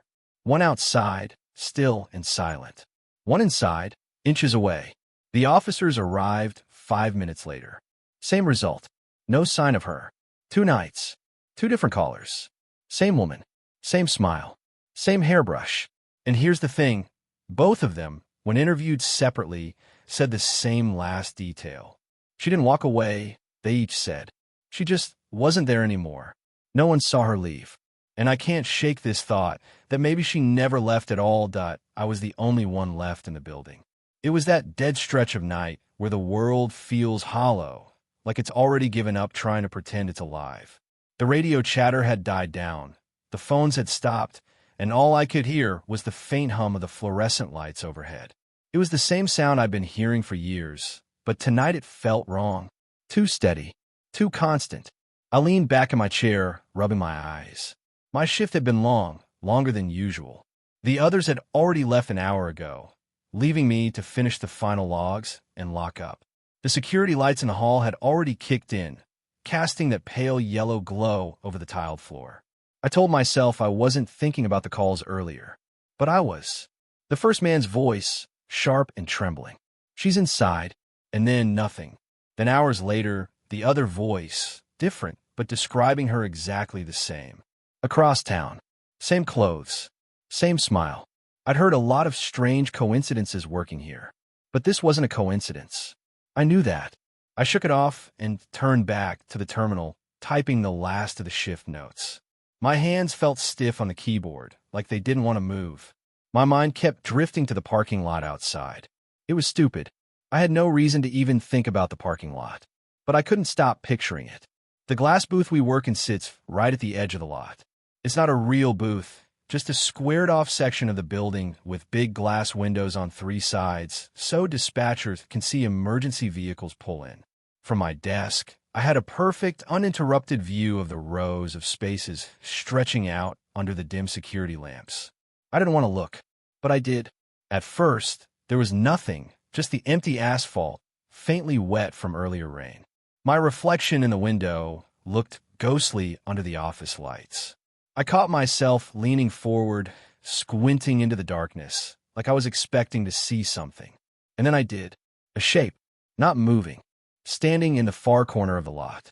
It was too far to make out details. Just a figure.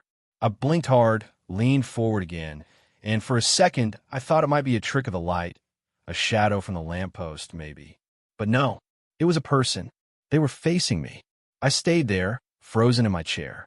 There are a lot of normal explanations for seeing someone outside a public building at night. Someone lost. Someone waiting for a ride. But none of those explanations felt right. The figure didn't move. Didn't shift weight from one leg to the other. Didn't raise a hand or call out. Just stood there. My first thought was to reach for the phone, maybe call the on-duty officer still out in the area. But I didn't. I just kept staring. Something in me didn't want to break the moment. The security lights cast their glow in a wide circle, but the figure was just far enough away to keep their face in shadow. Even then, I could see the faint outline of their head, and it was tilted, just slightly, like they were curious, or studying me. My heartbeat was heavy in my ears. I thought the calls again. The voices on the other end of the line. The woman in the same clothes, in two places at once. No, it couldn't be her. I stood up slow. I don't know why. It's not like getting taller would help me see better. But I felt like I had to. My hands pressed flat against the desk as I leaned toward the glass. That's when I noticed my reflection wasn't alone. In the faint glare of the office lights, I could see my own pale outline in the glass. Behind me, in that reflection, another shape stood, right in the space where the hallway would be. I whipped around. Nothing. Just the empty hallway stretching away into yellow-lit silence. While I looked back at the window, the figure in the parking lot was still there. Still staring. Still tilted. I swallowed hard. My mouth was dry. I tried to convince myself this was fine. This was nothing. People loiter near government buildings all the time. Maybe they were waiting for a bus, or maybe a friend worked the night shift and they didn't want to knock on the door. But if that were true, why were they standing in the darkest corner of the lot? Why not under the lights? The clock on my desk read 2:53 a.m. I only had to be here for another 30 minutes before the morning shift came in. I could wait. That's what I told myself. But 30 minutes can stretch forever. The figure didn't move. Not for 5 minutes. Not for 10. Every few seconds, my eyes would drift back to them, as if checking to make sure they hadn't gotten closer. Each time, they were exactly where I'd last seen them. And then, I blinked, and they were closer. Not by much. Maybe 2 or 3 parking spaces. But I knew. I hadn't seen them take a single step. I backed away from the desk without realizing it. My chair rolled slightly, bumping into the wall. I could feel my own pulse in my hands. My thoughts were messy. I kept wondering if I should call someone, but I didn't know what I'd even say. There's a person in the parking lot. Wasn't exactly a high-priority emergency. And yet, every part of my body told me it was an emergency. They were still facing me. I thought about turning off the lights in the booth so I wouldn't be such an easy target to watch. But the idea of standing here in darkness, staring out into the lot, felt worse. At least with the lights on, I could see myself. I tried to get back to the logbook, force my eyes away, but I couldn't focus on the words on the screen. Every second that passed felt louder. At 3:02, I glanced back toward the lot. They were closer again. The air felt thin. The booth suddenly felt too small, too boxed in. I realized my hand was resting on the drawer where we keep the emergency flashlight, but I didn't take it out. I didn't want to look like I was preparing for something. Then, finally, they moved. Just one step forward. And in the pale, shaky spill of light from the lamppost, I saw the smile. It was faint at this distance, but it was there. Tight, wide, too still. My stomach turned cold. It was the same smile, the one both callers described. I don't know how long I stood there, staring. My brain was caught between disbelief and the urge to run. But where would I run? I was surrounded by glass. The figure took another step, and another. I thought about ducking down, getting out of sight, but I couldn't. My feet wouldn't listen. When they reached the edge of the first row of cars, they stopped again and lifted a hand. Slowly, deliberately. I could swear they were waving. I didn't wave back. The parking lot was silent except for the faint whine of the lights overhead. I could hear my own breathing, short, uneven. Then the phone rang. I jumped, spinning toward the desk. The sound shattered the moment, but it didn't make me feel safer. I grabbed the receiver without looking at the caller ID. 911, what's your emergency? Silence. Hello. And then a voice, calm, low, and too close. You should turn around. The line went dead. I froze. Every hair on my arms stood on end. Slowly, so slowly, I turned back toward the glass. The figure was gone. I scanned the lot, my eyes darting between rows of cars, shadows, every dark gap between the light poles. Nothing. Empty. But then, I saw it. Not outside. Inside. In the glass of the window, my reflection stood as always, pale, tired, eyes wide. But next to me, in the reflection, was another figure, standing side by side with me. I didn't turn my head. I couldn't. I just kept staring at the reflection until my eyes burned. It was her. The same tilted head. The same wide, unblinking smile. And she was close enough that if she raised her hand, she could touch my shoulder. I don't remember unlocking the door to leave. I don't remember walking through the hall or down the back exit. I just remember the rush of cold air outside and the way my legs felt like they were going to give out under me. When the morning shift came in, they found the booth empty, the log unfinished, and the phone off the hook.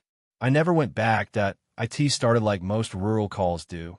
Static on the line, a shaky voice, and that faint hum you only hear when there's nothing else in the background. I didn't even hear wind. No dogs barking. No crickets. Just nothing. 911, what's your emergency? At first, nothing came back.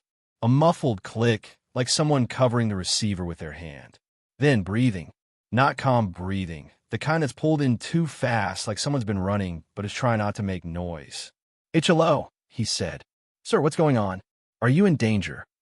They're moving, he whispered. They're in the yard. My brain started going through the usual suspects, trespassers, maybe a drunk neighbor, maybe some coyotes. But there was something about his voice that didn't match the picture in my head. He didn't sound angry or even panicked in a normal way. He sounded like he was already halfway gone. What's moving? People. They're not people. I sat back in my chair. Okay, can you tell me where you are right now? He gave me an address on County Line Road, out past the grain silos. I pulled it up on the map. No close neighbors. The nearest streetlight was over a mile away. All right, is there any light where you are? That's when he laughed. Not a funny laugh. The kind that's short and bitter, like he couldn't believe I even asked. No, there's no light. There's no moon tonight. You know that. I glanced at the weather panel above my desk. Clear skies. New moon. He wasn't lying. No lights anywhere, he said again. Not even the house.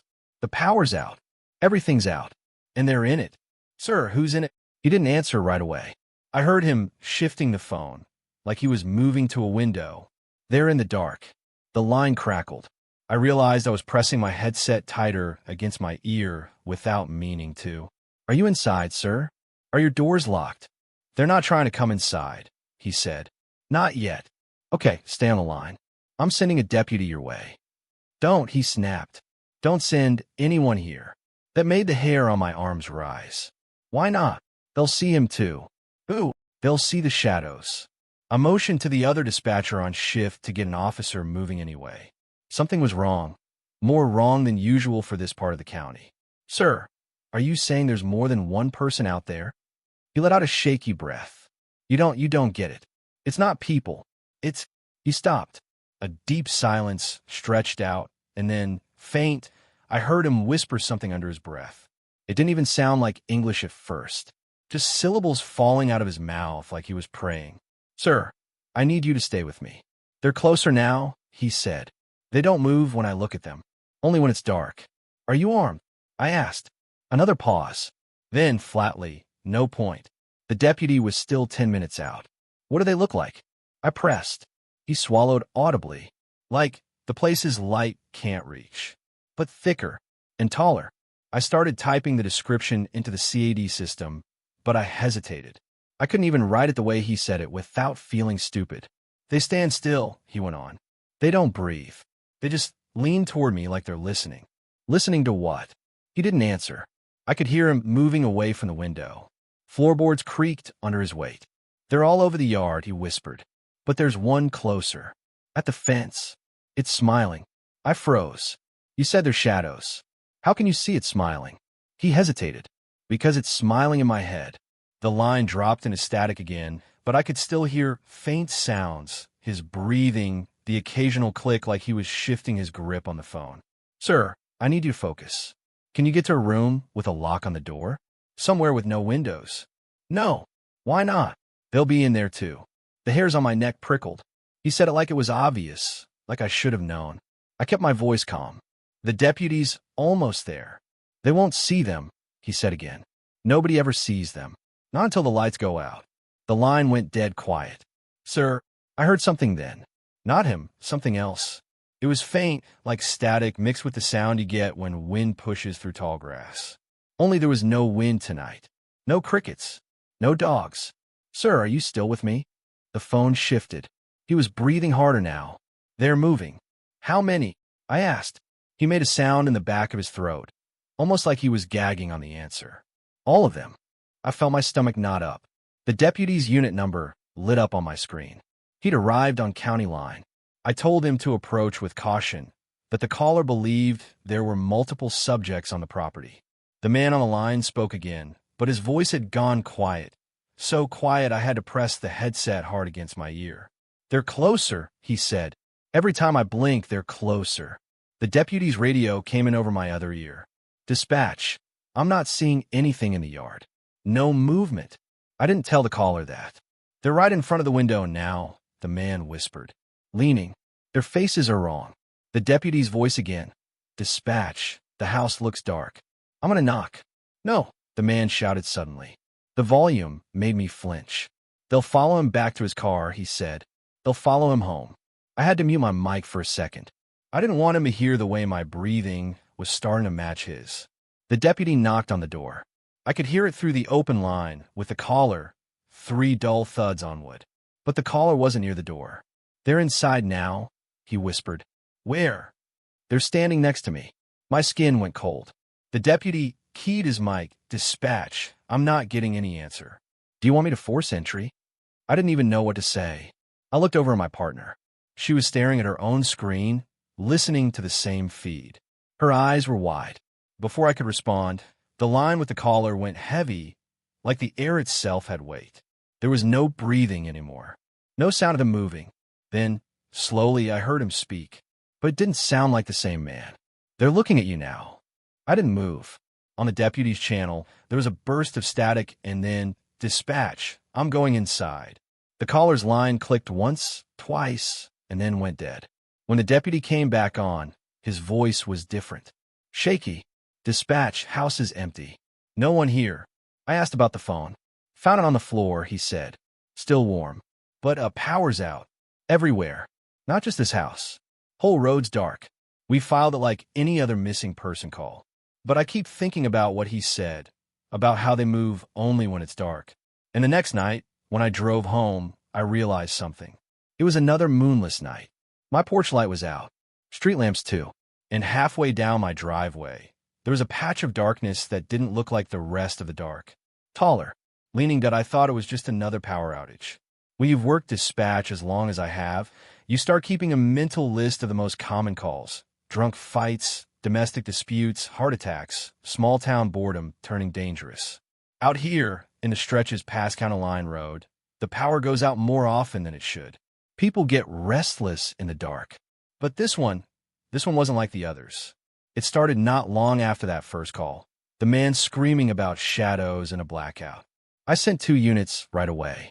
We're not exactly overflowing with resources out here, so that's what we had available. 1 patrol car from the north sector, 1 from the south. Both officers have been on the job for years. Steady hands. They didn't scare easy. I was still trying to shake off the echo of that man's voice. The way his screams had risen and fallen like he wasn't alone in the room when he called. I remember glancing out the dispatch booth window. The lot was empty except for my own car. The building was quiet, like it always is at night. You could almost convince yourself you were the only person awake in the whole county. I gave the units the address, repeated the details, total blackout, no streetlights, no moon. Caller claimed there was movement outside his property. 5 minutes passed. No radio updates. 10 minutes. Still nothing. I keyed the mic, checked in. Unit 12, status. Static. Sometimes you get dead zones, especially in the rural stretches with all the hills and valleys, but usually one of them can hit a repeater tower if they move a few hundred feet. Unit 7, you copy? I tried again. Static. I sat back in my chair, rubbing my eyes. It was late. Maybe they'd just gone quiet on purpose while approaching. Didn't want to spook the caller or whatever was out there. Another 5 minutes. Still no word. Then the North Sector unit, Officer Davis, finally keyed up. His voice was off. Tight. Strained. Dispatch. Still en route. All the lights are out up here. Not just the houses. Road signs, too. I can't see past the headlights. That was weird, but I've heard stranger. I asked him to confirm his location. He didn't answer right away. Then, faintly, feels like the road's longer than it should be. Before I could even respond, the transmission cut to static again. The South unit never even keyed up. I decided to send another responder, a volunteer fire guy who lived closer to County Line. He was reliable, retired Army, had a calm way about him, like nothing could rattle him. I told him the situation, power outage, possibly someone injured or in danger, but radios might be spotty. He didn't ask many questions, just said copy. On my way. For a few minutes, I listened to the quiet hum of the dispatch room. My monitor screens cast their pale light across the desk. The clock ticked in its steady rhythm. Then, about 8 minutes later, his voice came over the radio, but it was warped like he was talking through water. Dispatch seeing wrong. I leaned forward. Repeat, you're breaking up. Not shadows. His voice cracked in the middle of the sentence. The rest of it drowned in static. Then nothing. I froze with my hand hovering over the mic. My stomach dropped. I've heard bad transmissions before, but this wasn't signal interference. This was something else. The next 30 minutes were a blur of trying and failing to reach them again. I got bits and pieces. Officer Davis breathing hard. A clatter like something had hit metal. The fire volunteers saying, too many of them, before the line cut. But the thing that stuck with me was his choice of words. They're not shadows. That meant he'd seen something. And whatever it was, he wanted me to know it wasn't just a trick of the dark. I thought about calling mutual aid from the neighboring county, but my hand stalled over the phone. Because what was I supposed to tell them? That every single responder I'd sent to County Line just disappeared from radio contact? That the blackout was swallowing more than just a light? I tried something else, Called the original number of the man who'd reported the incident. No answer. Not even a ringtone. Just silence, then a click. I sat there for a long time after that, just listening to the empty air on the line. Around 1:40 a.m., a low hum started to seep into the building. I thought at first it was just the vending machine in the break room kicking on, but when I stepped away from the console, the sound didn't fade. It seemed to come from the walls themselves, a vibration you could feel in your teeth. I went to the front window and looked out toward the street. The glow from the nearest streetlight, maybe 50 yards away, flickered twice and went out. My own lot went dark a second later. It was pitch black outside. No power anywhere. Not even the faint orange glow from the gas station a few blocks away. That's when the phone rang. I snatched it up. 911, what's your... A man's voice cut me off. Low, trembling. They're walking between the trees. I swallowed. Sir, who's walking between the trees? Silence. Then, faintly, the sound of crunching leaves. I think they see me, he whispered. Where are you? I need your location. He gave me an address. County Line Road. Of course. I told him to stay on the line, keep talking to me. I pulled the mic closer, tried the radios again. Still dead air. I could feel my pulse in my neck. They stop when I look at them, the man said. His voice was shaking so badly, I had to strain to make out the words.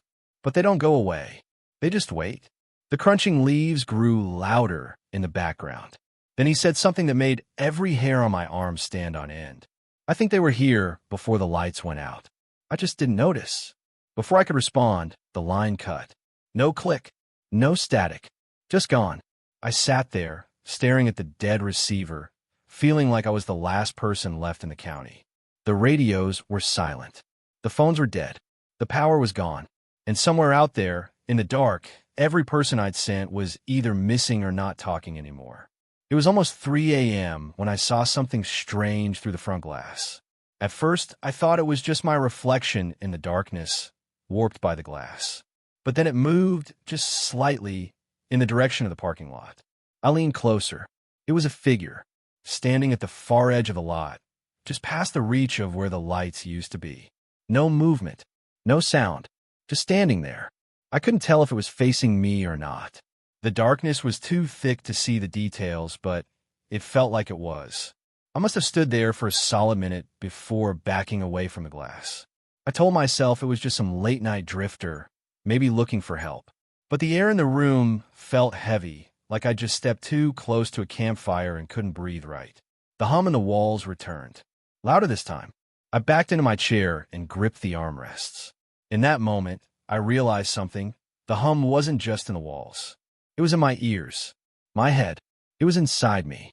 It built until my vision blurred around the edges. I tried to focus on the console, the clock, anything familiar.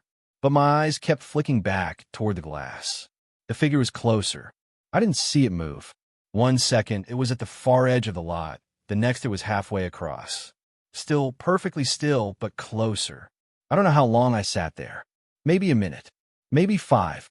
My hands had gone clammy against the mic. Then, in the faintest whisper of static, my radio came to life. It was Davis. I think. Dispatch, can't find the road. I pressed the button so hard my thumb hurt. Davis, you're breaking up. What's your location? Static. Then, they're not letting us leave. Before I could respond, another voice bled into the channel.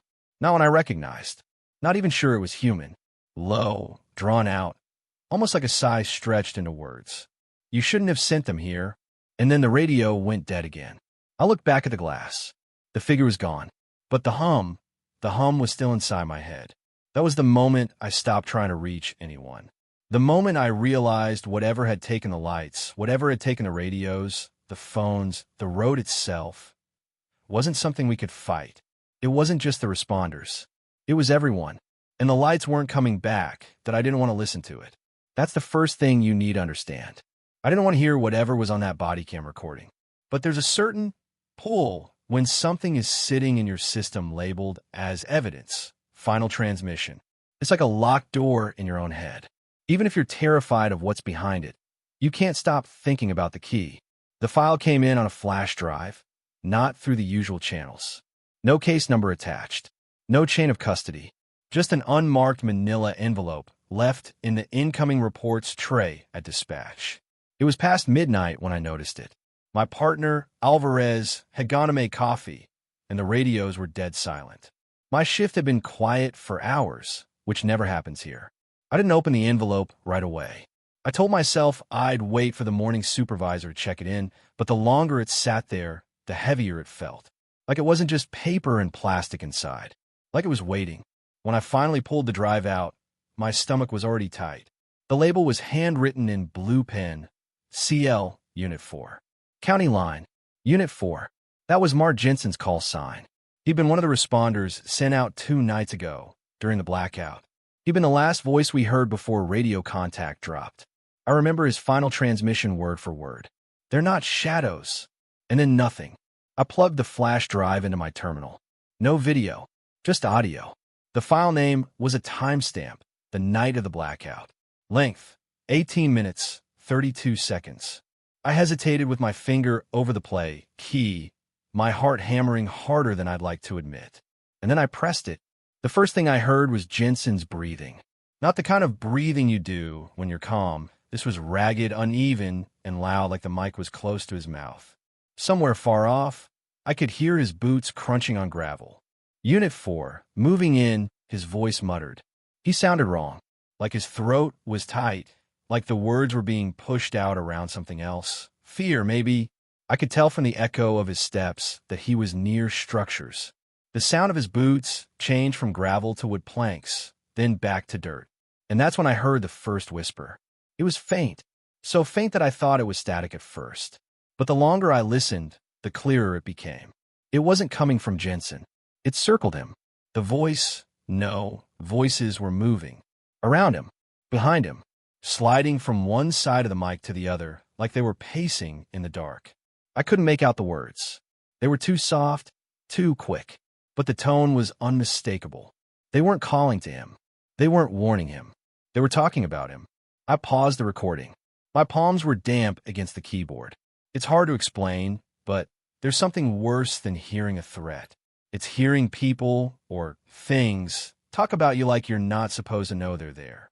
I hit play again. Jensen had stopped walking. I could hear him turning slowly, the gravel shifting under his boots. "Dispatch. This is Unit 4, he whispered into his radio. But the mic must have been dead. All I heard was more whispers, faster now, overlapping, circling. They weren't whispering to him. They were whispering at him. And something in their cadence, the way the breaths caught, made my skin crawl. It sounded rehearsed, like they'd been practicing for him. At one point, I heard Jensen take a few quick steps forward, almost running, but then he stopped again. And then, something whispered his name. Not in a loud or dramatic way. No, it was casual, soft, like a friend leaning in during a conversation. "Mark." That's when Jensen lost it. His breathing turned panicked, his boots scraping hard against the ground. He shouted into the radio again, calling for backup for anyone. And all the while, those whispers followed. Not moving through the space anymore, no. They were moving through him. The sound grew closer until it didn't sound like it was circling at all. It sounded like it was in his own mouth, speaking over his breath. I didn't realize I was holding my breath until I almost coughed. I had to remind myself this was just a recording, that I was safe in a lit room with 4 solid walls. But the longer I listened, the less the room felt solid. Around the 8-minute mark, Jensen's tone changed. He wasn't panicking anymore. He was whispering back. I don't know what he was saying.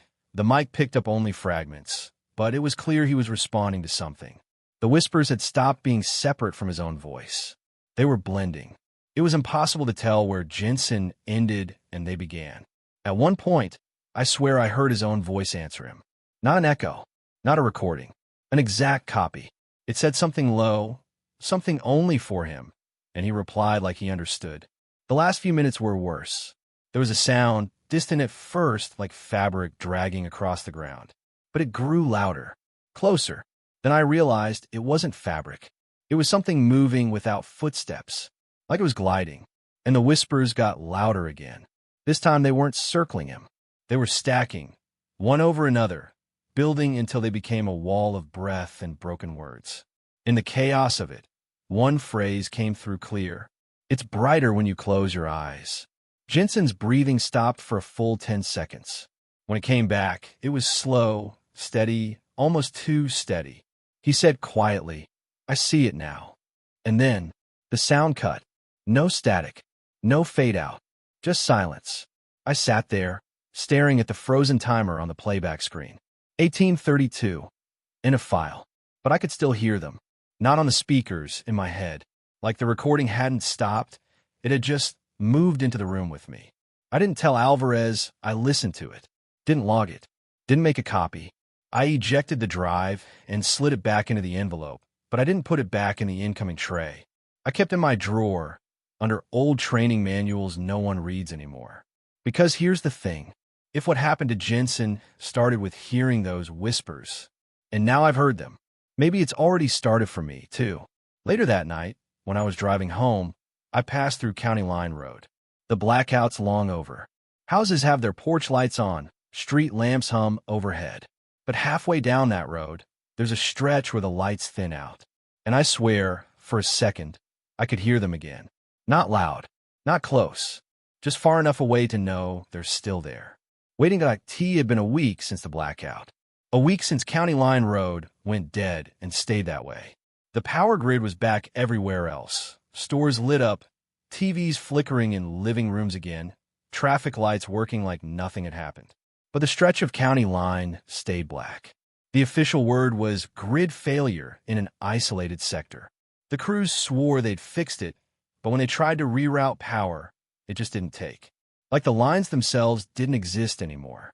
We stopped sending people out there after the last team didn't come back. Nobody said it out loud, but we were done losing responders. We all knew something was wrong out there. I've been back on normal calls, bar fights, domestic disputes, fender benders, just routine stuff. I kept telling myself I was glad County Line was off my list. But every night, around the time it used to happen, I'd find myself glancing at the corner of the console where that number had shown up. Waiting. It was quiet that night. A little too quiet. The clock read 2:14 a.m. when the phone rang. Not a normal ring. A direct line ring. The kind that bypasses the usual routing and comes straight to my headset. I froze when I saw the caller ID. Unknown, rural line. Same as before. I answered. 911. What's your emergency? At first, there was just breathing. Wet, ragged, too close to the receiver. Then I heard him. The same man from last week. The one who'd been screaming about the shadows. They're still here. His voice cracked on the last word. You didn't come. I swallowed hard. Sir, where are you right now? County Line. His breath hitched. It's still dark. It's still dark, and they won't let me leave. My stomach sank. The power's still out there, yes, but... No. His voice shot up, panicked. It's not the lights. It's them. The dark isn't empty.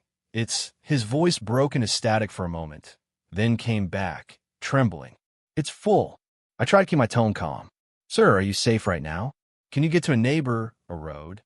They don't let me move unless they move with me, he whispered. Every time I try, they're already there. Not in front of me. Not behind me. Around. I could hear the faintest sound under his voice. Like the hush of wind, but it wasn't wind. It was whispering, just barely out of range of understanding, but it crawled into my ears and sat there. Sir, I need your exact address, I said. He chuckled then, not in a funny way, in the way people laugh when they're too far gone to do anything else. You already have it. You were supposed to come. I pulled up last week's call logs. His name, his number, his location, they were all there. I hit the button to send it to dispatch, but the system threw an error. No location found. That didn't make sense. The record existed. I could see it, but the GPS, nothing. Stay on the line with me, I said. I'm going to send someone to... No one gets here, he whispered. You know that. I didn't answer. His breathing changed. Slower, like he was trying not to make noise. Then, I heard it. Not through my headset. In the room. A faint, overlapping murmur, like dozens of voices speaking just under their breath. They weren't coming from the speakers. They were coming from behind me. I turned in my chair, heart hammering. The dispatch room was empty. The other operators were on break. The floor lights dimmed. But I could feel them. The man's voice came back, barely audible. They want you to listen. Who? I asked before I could stop myself.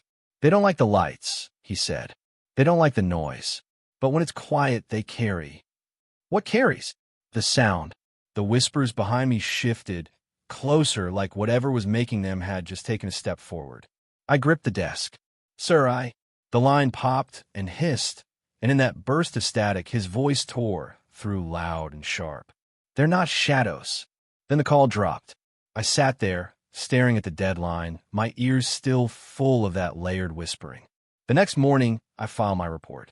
Left out the part about hearing them in the room with me. I figured if I wrote that down, I'd be sitting in a psych eval instead of my chair. They told me they'd look into it. I knew what that meant. Nothing. For the rest of the week, I avoided night shifts. But on Friday, I got stuck covering for someone sick. At 2:14 a.m., the phone rang again. Same number. Same ID. I didn't want to answer. My hand actually hovered over the receiver before I forced myself to pick it up. 911. What's your emergency?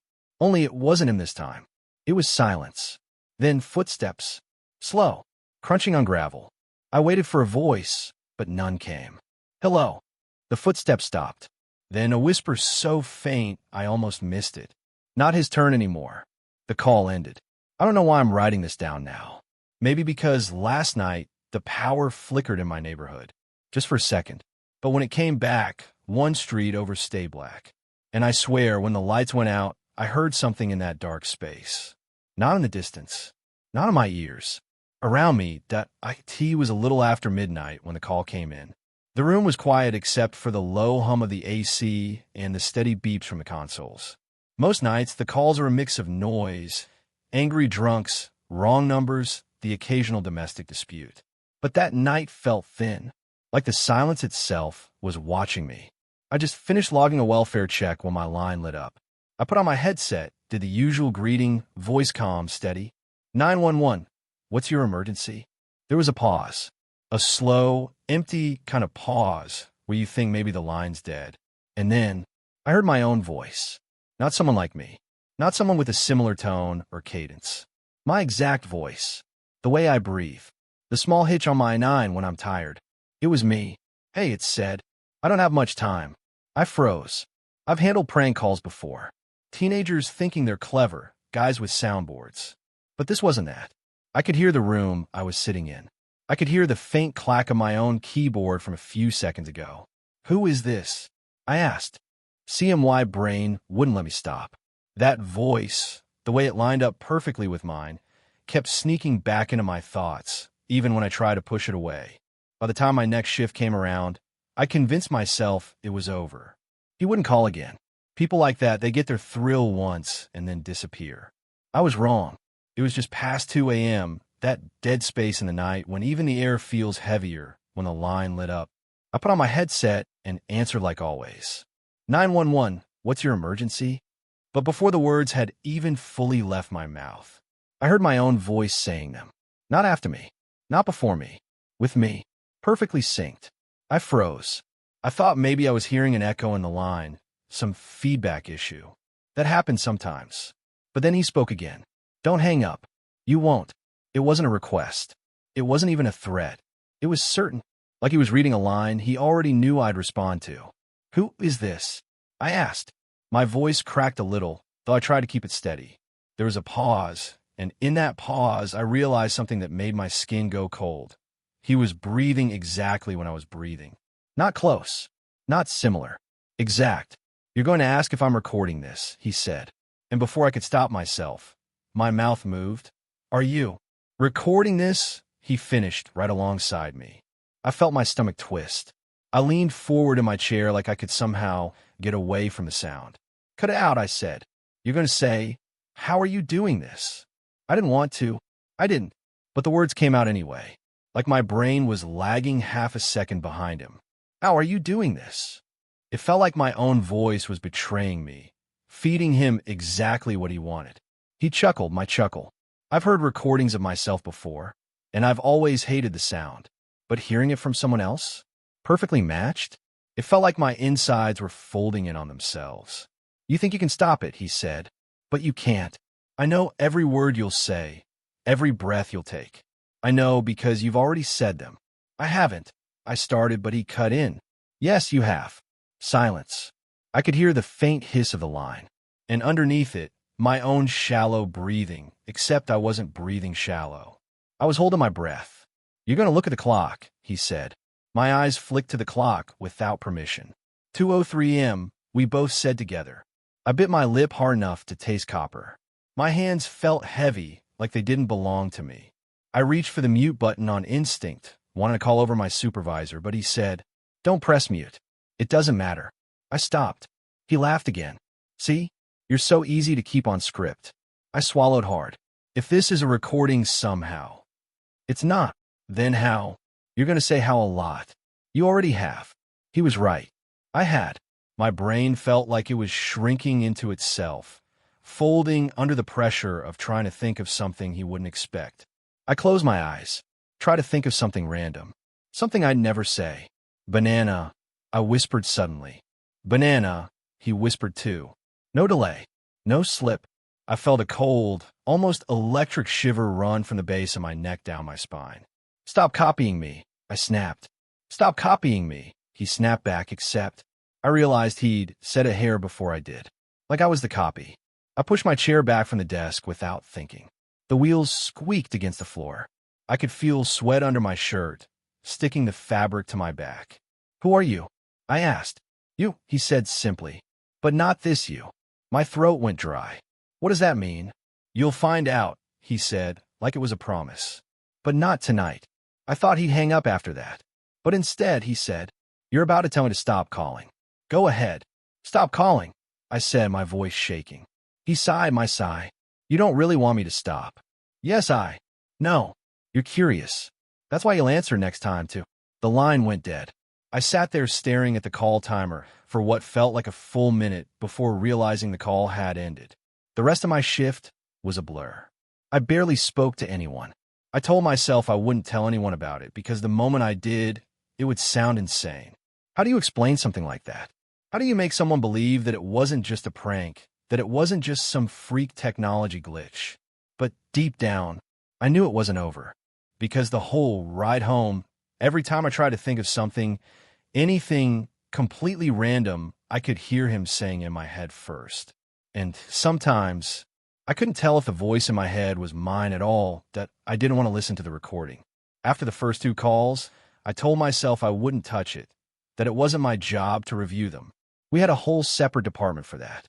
But the curiosity, it was too loud. It kept chewing at me, like there was something inside the audio I needed to hear for myself. Something that would explain what happened. We record everything. Every call, every click, every word. There's always a backup, too. The system is automated, so there's no room for accidents or technical errors. At least, that's what I thought. The call in question was from last week. The first one where the voice on the other end claimed to be me. I told myself I was just going to skim through it, just enough to prove to myself it was the same as I remembered. But when I hit play, it wasn't. Not even close. The timestamp was right. My operator ID was right. The number matched the log. But the voice, it was me. That part was the same. Same tone, same speech pattern, same little rasp I get when I'm tired. Except I wasn't saying the things I remembered. The first few seconds matched up fine. The standard greeting, the location request, all exactly how I remembered saying it. But then, in the recording, I started asking questions I never asked. Things that didn't make sense. "Are you alone right now?" my voice asked. I froze. I'd never said that. In my memory, the caller, the other me, had been the one asking me questions. I've been trying to get them to stop, to give me an address. But on the tape, it was flipped. The caller was almost silent in this version, just faint breathing. And I kept talking. "Do you feel like someone is in the room with you?" Pause. "Does your chest feel tight?" Hard to breathe. It sounded calm, like I wasn't worried at all, like I was just walking the caller down a path, one step at a time. I could feel my skin prickling. My voice was warm, casual. There was even a little hum in my throat after certain words, like I was pleased with what I was hearing. I stopped the playback. Sat there for a good minute with my hands pressed over my eyes. My head felt light, like the air was getting thinner in the room. I'd been alone when I took that call.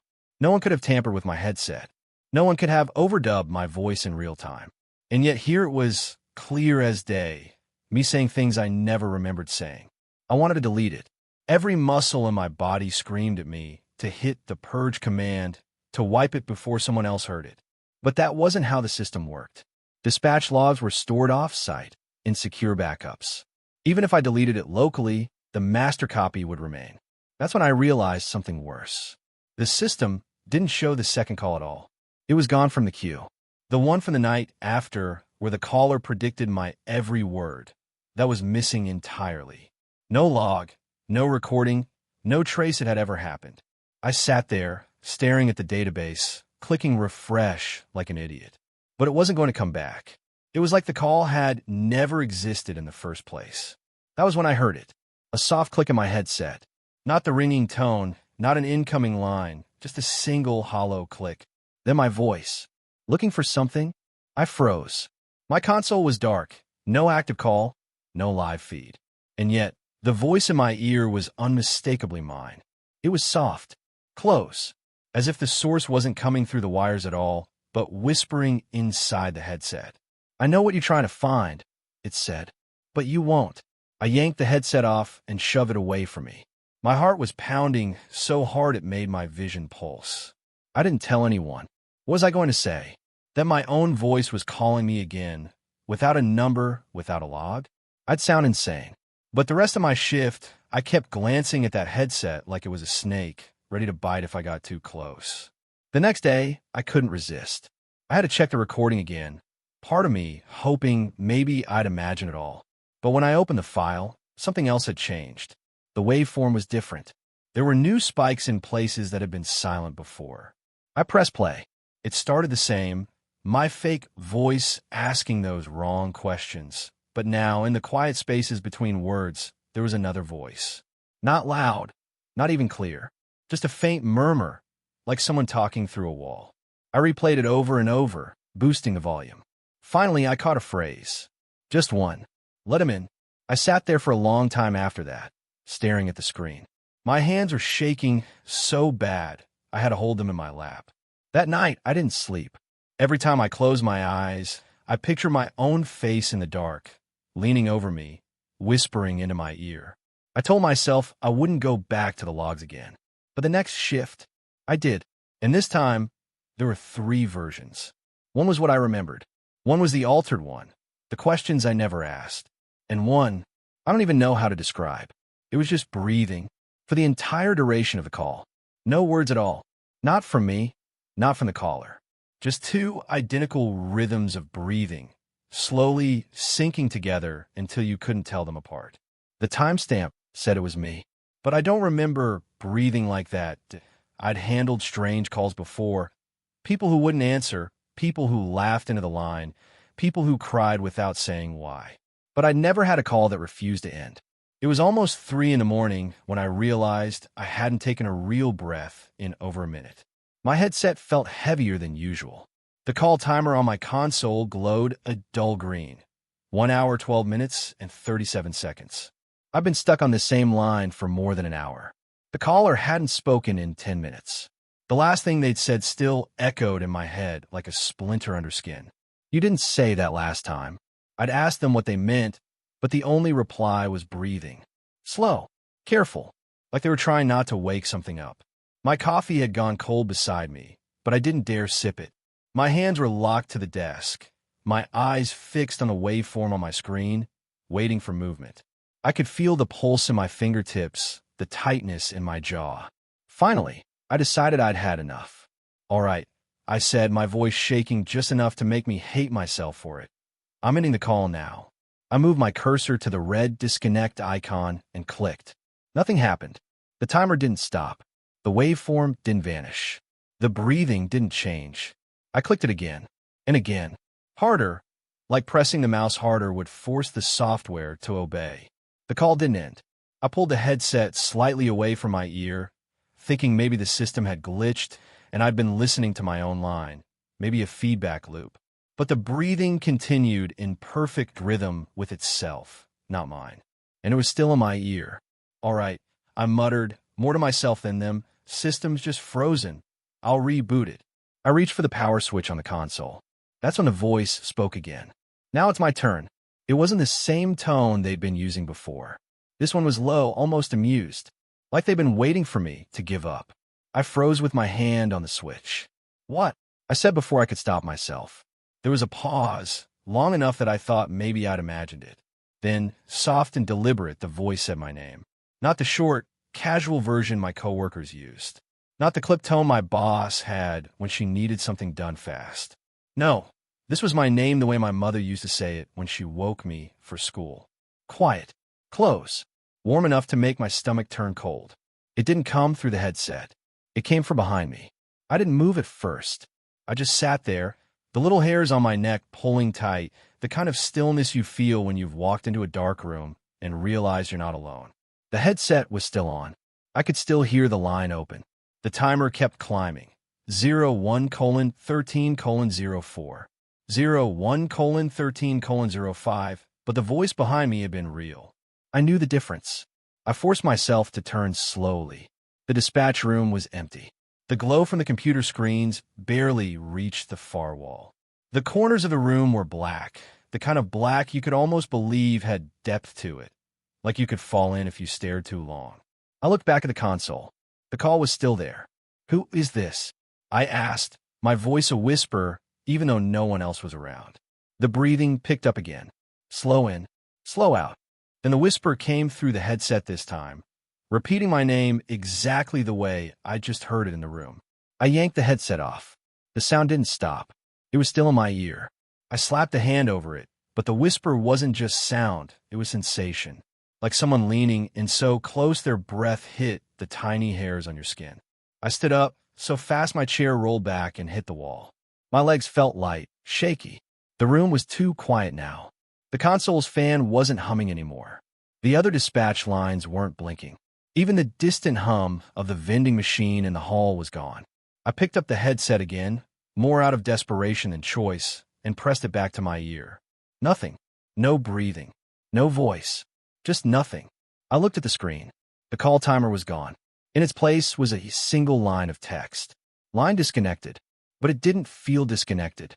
The air felt heavier, like the room was still holding the call somehow, even without the hardware. I backed toward the hallway, keeping my eyes on the console, half expecting it to start ringing again. It didn't. Instead, my phone buzzed in my pocket. I pulled it out and saw an unknown number. My stomach tightened. Without thinking, I answered. There was no sound at first, just the faint hiss of an open line. Then, "Now you say it." My hand went cold around the phone. "Say what?" The voice chuckled. "What you said when you turn around." I didn't remember saying anything. But then the phone spoke again, and it was me. My own voice. Stuttering. Whispering. "Who is this?" Exactly how I'd said it. Down to the tremor. I ended the call without a word. But the line didn't end. The voice just kept repeating me, over and over, each time a little slower, a little closer to the space behind me. I dropped the phone on the desk and stepped back. I didn't want to turn around again. I didn't want to know what would happen if I did. The repetition stopped. The silence that followed was worse. Somewhere deep in that silence, a thought crawled into my head, one I couldn't shake. What if I wasn't the one who hung up? I've worked night shift for years, but I've never liked them. It's not the hours. It's not even the calls. It's the silence between them. The kind that feels heavier than it should. You'd think that at 2 or 3 in the morning, there's comfort in the quiet. A sign nothing bad is happening out there. But that's not how it feels. It feels like the silence is waiting for something. Like it's holding its breath. That's why I keep the monitors on, even though they hum loud enough to give me a headache. That constant noise makes me feel less alone in the room.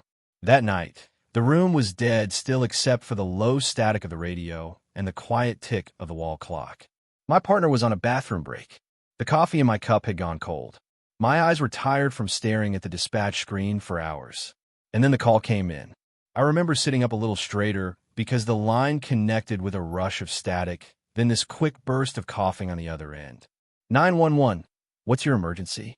A man's voice answered, sharp and panicked. Fire. There's a fire in my house. Please, you've got to help me. I asked for his address, and he rattled it off so fast I had to make him repeat it. His breathing was quick, uneven, like he couldn't get a full lung of air. I asked him if he was inside the house. Yes, I'm in the upstairs bedroom, but the hallway's full of smoke. I can't. He coughed again, hard, like it scraped his throat raw. I told him to get low to the ground, cover his mouth, stay where he was. I could already hear the distant thump of boots in my head, the fire crew mobilizing as I relayed his information. There was this popping sound in the background, wood cracking under heat. I heard what I thought was glass breaking. And underneath it all, a faint, high-pitched wail that I figured was a smoke alarm. "We've got crews on the way," I told him. "Stay with me." But then he said something strange. His voice dropped a little, almost like he was turning his head from the phone. "They're not going to make it in time." I started to tell him not to say that, but then I realized he wasn't talking to me. The line went quiet for a second, just the crackle of static and the muffled shriek of that alarm. Then he said, "It's in the room with me," and the call cut out. Just dead air. I sat there staring at the phone display for a second, half expecting it to reconnect, but it didn't. I logged it, sent the last of the information to the responding unit, and tried to push it from my head. Calls drop. People panic. Sometimes they say strange things in emergencies. 15 minutes later, the phone rang again. Same tone, same caller ID style. I picked it up. 911. "What's your emergency?" The voice hit me like a punch. "Fire. There's a fire in my house. Please, you've got to help me." I sat there frozen for half a second, my mouth dry. I asked for his address. He gave me the same one. Same rushed tone. Same panic. "Are you inside the house?"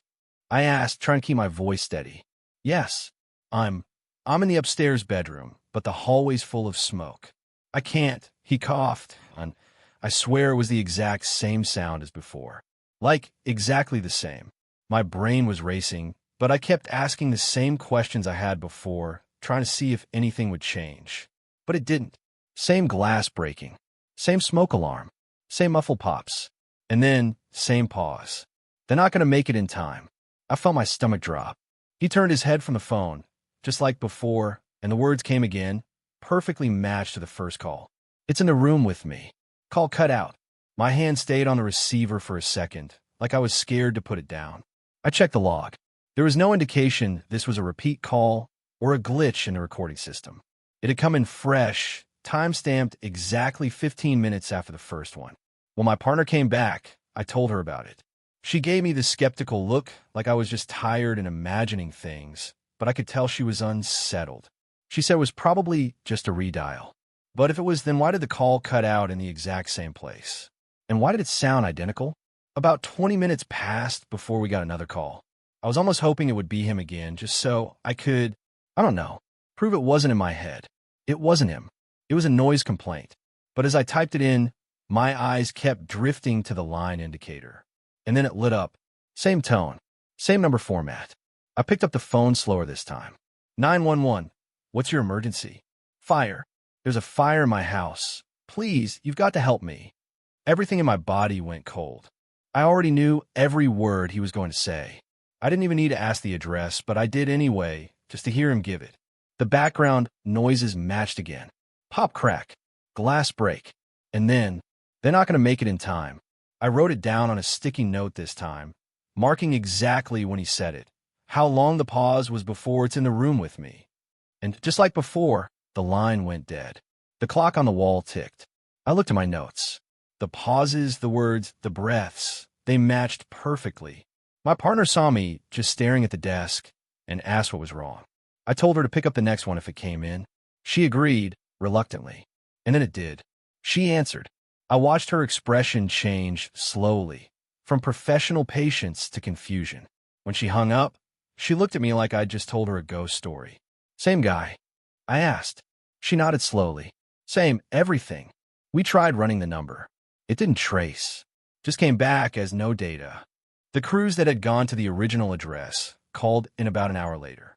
They said they'd been there. The house was fine. No fire. No damage. And here's the part that stuck with me. When they knocked, the man who answered the door said he lived alone and hadn't called 911. Didn't even own a landline. We told the shift supervisor. He told us to document it as a probable hoax, maybe some kind of elaborate prank. But I couldn't stop thinking about the timing. 15 minutes, almost to the second, between each one. When the fifth call came in that night, I picked up again. I didn't follow the script this time. He said, "Fire. There's a fire in my house." I cut him off. "I know. You're in the upstairs bedroom.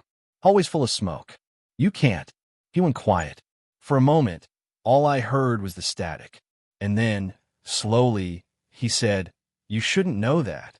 I didn't speak. "You shouldn't know," he repeated. And then his voice shifted, less panicked now, lower, almost like he was smiling. "It's in the room with you." And the line cut out. I sat there for a long time, my ears ringing, trying not to look over my shoulder. The call stopped after that, at least for the rest of the shift. But every night since, I watched the clock at the 15-minute marks. And I keep wondering what'll happen when the call isn't about a fire anymore, that I didn't notice it the first 2 times. When you're on a night shift, you get used to strange patterns, quiet stretches, sudden bursts of chaos. Calls come in clumps sometimes, like the whole town agreed to panic at once. So, when the fire call repeated earlier that night, I chalked it up to some glitch in the system. But that was before the third one came in. It was 2:50 a.m. when the next call hit my board. Different number this time. Landline. I clicked into it. My voice went into autopilot. 911. "What's your emergency?" The woman on the other end sounded half awake, half scared. There's smoke in the hallway. I think something's burning." Her words were rushed, but the tone was identical. The background was identical too. A faint pop in the audio. A man coughing far away. A kettle whistling somewhere close. And then my stomach dropped because I realized I had already heard this exact sentence, this exact sound, 15 minutes ago. I glanced at the call log. The timestamp said 3:07 a.m. That made no sense. It wasn't even 3 yet. I pulled up the recording from the first call, played it in my headset, just under my breath, while she kept talking. It matched, word for word, beat for beat. I was listening to the same thing twice in real time. I didn't let her know I knew. I just said, "Ma'am, help is on the way," and kept typing notes for the responding crew, even though part of me wanted to hang up and pretend this wasn't happening. When the line went dead, I checked the dispatch system again. 2 entries, both with the same address, same audio length, same background noise, and both marked as received at exactly 3:07 a.m. I rubbed my eyes and leaned back in my chair. It had been a long week, but not that long. I wasn't mixing things up. Jill, the dispatcher 2 seats over, noticed me staring at my screen. "You good?" she asked, sipping her tea. "Yeah, just déjà vu." She grinned. "Welcome to night shift." I thought about telling her, but the words felt stupid. A call repeating itself? Identical? With the same time stamp? It sounded like a bad ghost story, and Jill didn't believe in anything she couldn't microwave. So I stayed quiet. At 3:42 a.m., it happened again. Same woman. Same fear in her voice. Same line about smoke in the hallway. The timestamp in the log? 3:07 a.m. This time my skin prickled, because now hours were passing, but the system still insisted every call happened at the exact same moment. Like the clock in there was broken. Like time itself was. I put the new call into the system, but the responding crew didn't even flinch. To them, it was just another fire report. But when I passed the audio through, I could hear the pop, the cough, the whistle. Exactly the same. I kept staring at that number, 3:07. It didn't look like a time anymore. It looked like something else. Like it wasn't marking when it happened. It was marking where. When you've been in dispatch long enough, you stop seeing calls as people. It sounds cold, but it's survival. You start thinking of them as data, voice, location, type of incident. It's easier that way, but not that night. That night, I couldn't separate her from the screen. I started wondering, how many times had she called before I noticed? What if 3:07 wasn't the start? What if it had been looping for days, weeks, and I'd just never been the one to pick it up? I listened to the recordings again. All 3 calls were exactly 1 minute and 32 seconds long. No more, no less. And I realized something else. She never answers my questions. I can ask her name, her location, if she's alone. She just keeps talking through me, like she doesn't hear me, like she's following a script. By 4:15 a.m., I couldn't take it anymore. I pulled up the call log archive and started scanning for other incidents tagged at 3:07 a.m. There were dozens. Not just fire calls, burglary, domestic disturbances, missing persons. All stamped with that same minute, spread out over years. But the weirdest part? The recordings were all gone. The system listed them, but every audio file before tonight was marked unavailable. Corrupted. I leaned back and felt this slow, heavy dread settle in my chest. The only calls that still played were the ones I'd gotten tonight. Like the loop had chosen me this time.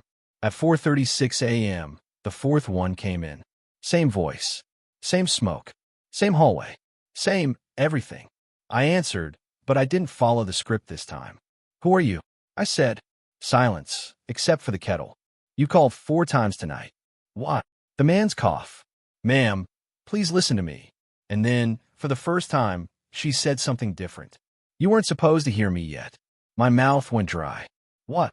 "You always talk too soon." Her voice wasn't panicked anymore.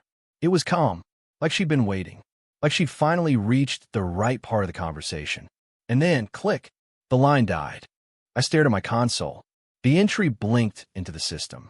3:07 a.m. I told myself I wouldn't answer if it came in again.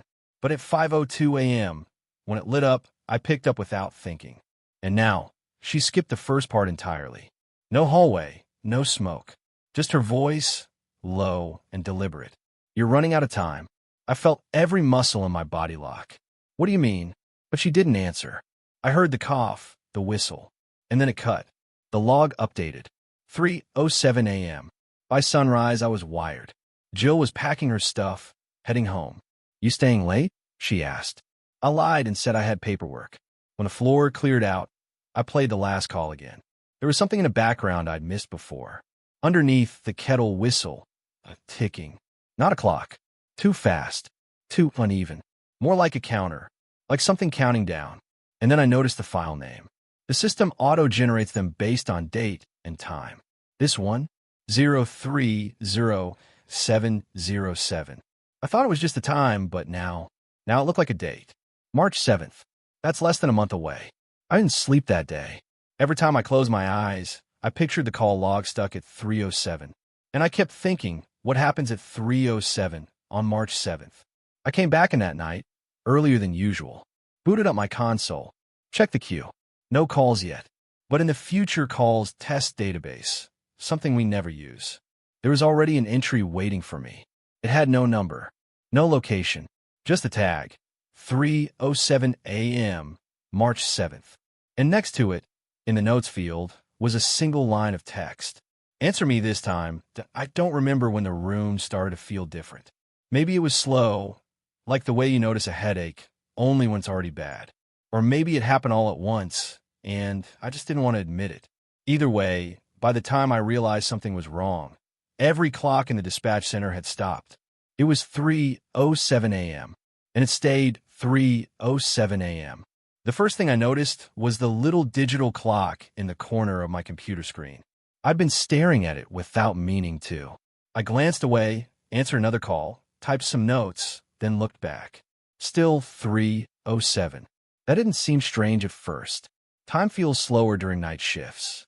But when I checked the wall clock above the main door, its second hand was stuck halfway between 2 ticks. Just hanging there. I told myself it was broken. But then I saw the clock above Dispatch 4's desk, and the one in the break room, and the one in the hallway outside the supervisor's office. Every one of them. 3:07. It was a weird coincidence, that's all. That's what I kept telling myself. But the more I looked at them, the more I started to feel watched. Not by a person, not even by something alive, just by time itself. I was in the middle of writing up the last call log when my headset beeped again. The sound made my stomach twist. "County Dispatch, what's your emergency?" I asked, my voice flat. Static filled my ear, but underneath it, I recognized the voice. It was the man from the fire call. The first fire call. The one that had already repeated, word for word, multiple times. "There's a fire in my house," he said, panicked. "I'm trapped upstairs, I can't get out."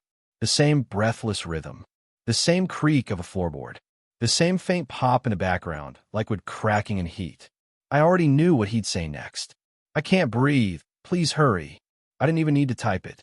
My notes from the first call were still on my screen.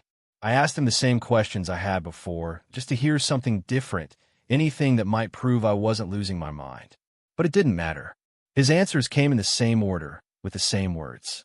It was like listening to a recording, but I knew it wasn't. Because he reacted to me. He begged me. He screamed when I told him to stay calm. And then, right on cue, the call dropped.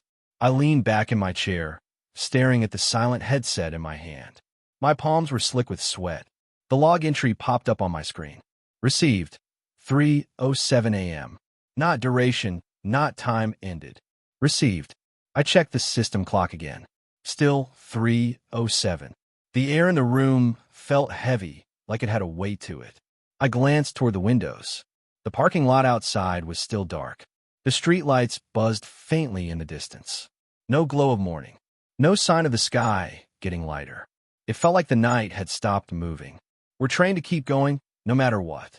Doesn't matter if you've taken 5 horrific calls in a row. If that line rings, you answer it. But my hands were shaking so badly, I almost dropped the headset the next time it beeped. I braced myself for the fire call again. But it wasn't that. Not exactly. It was a woman's voice this time.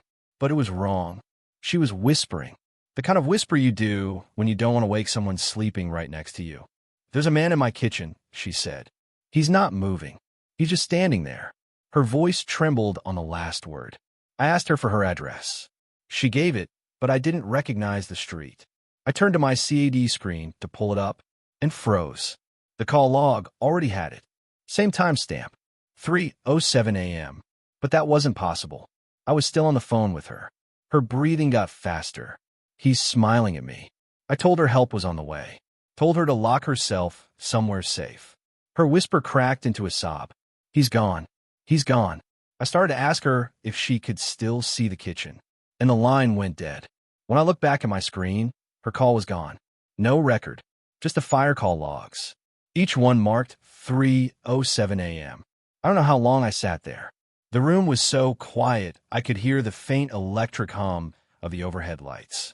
That sound started to get under my skin, like it was replacing the sound of my own pulse. The next call made me jump. The headset beep felt sharper, like it cut through my skull. "County Dispatch, what's your emergency?" It was the fire call again. No changes. No mistakes. No hesitation. I wanted to ask him, "Do you know you've already called me? Do you know this is the 5th time you've said these exact words?" But I didn't. I just listened. And when the line went dead, I stared at the log entry. 3:07 a.m. Something was happening with the light. Not daylight. It was still pitch black outside, but the color of the room. The white overhead glow looked stale. Faintly yellow, like it had been shining for too long without ever being turned off. My eyes burned when I blinked. I checked my watch. It had stopped at 3:07 I took it off and set it on the desk. But even without looking at a clock, I could feel that nothing was moving. It's hard to explain.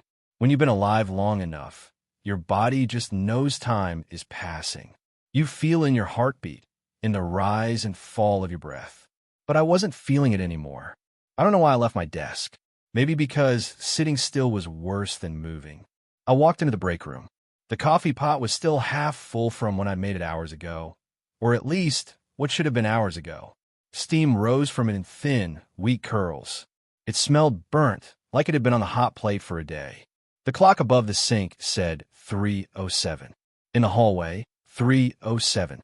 In the lobby, 3:07. I checked the supervisor's office. The door was unlocked. Inside, the same cheap wall clock, the same stuck second hand. I turned to leave, but in the reflection of the glass door, I thought I saw someone standing in the hallway behind me. I spun around. Empty. The lights buzzed overhead. When I looked back at the glass, there was nothing. The headset beeped again. Back at my desk, I slid into the chair like I was afraid to touch it. "County Dispatch, what's your emergency?" A long pause. Then breathing. It wasn't the fire call. It wasn't the woman from the kitchen. This was slower. Heavier. Like someone was standing very close to the phone, but not speaking. "Hello?" I asked. My voice cracked. The breathing didn't change. I was about to hang up when I heard it. So faint I almost missed it. A whisper. It was my name. Not my last name, the way callers usually say it when they ask for a dispatcher. My first name. It sounded like me. The line clicked off. I didn't log the call. Couldn't. My hands wouldn't type. Instead, I stared at the empty call queue. But after a few seconds, another entry appeared in the log. It wasn't the fire call. It wasn't the woman's voice. It was just blank. No number. No notes. Only the time. 3:07 a.m.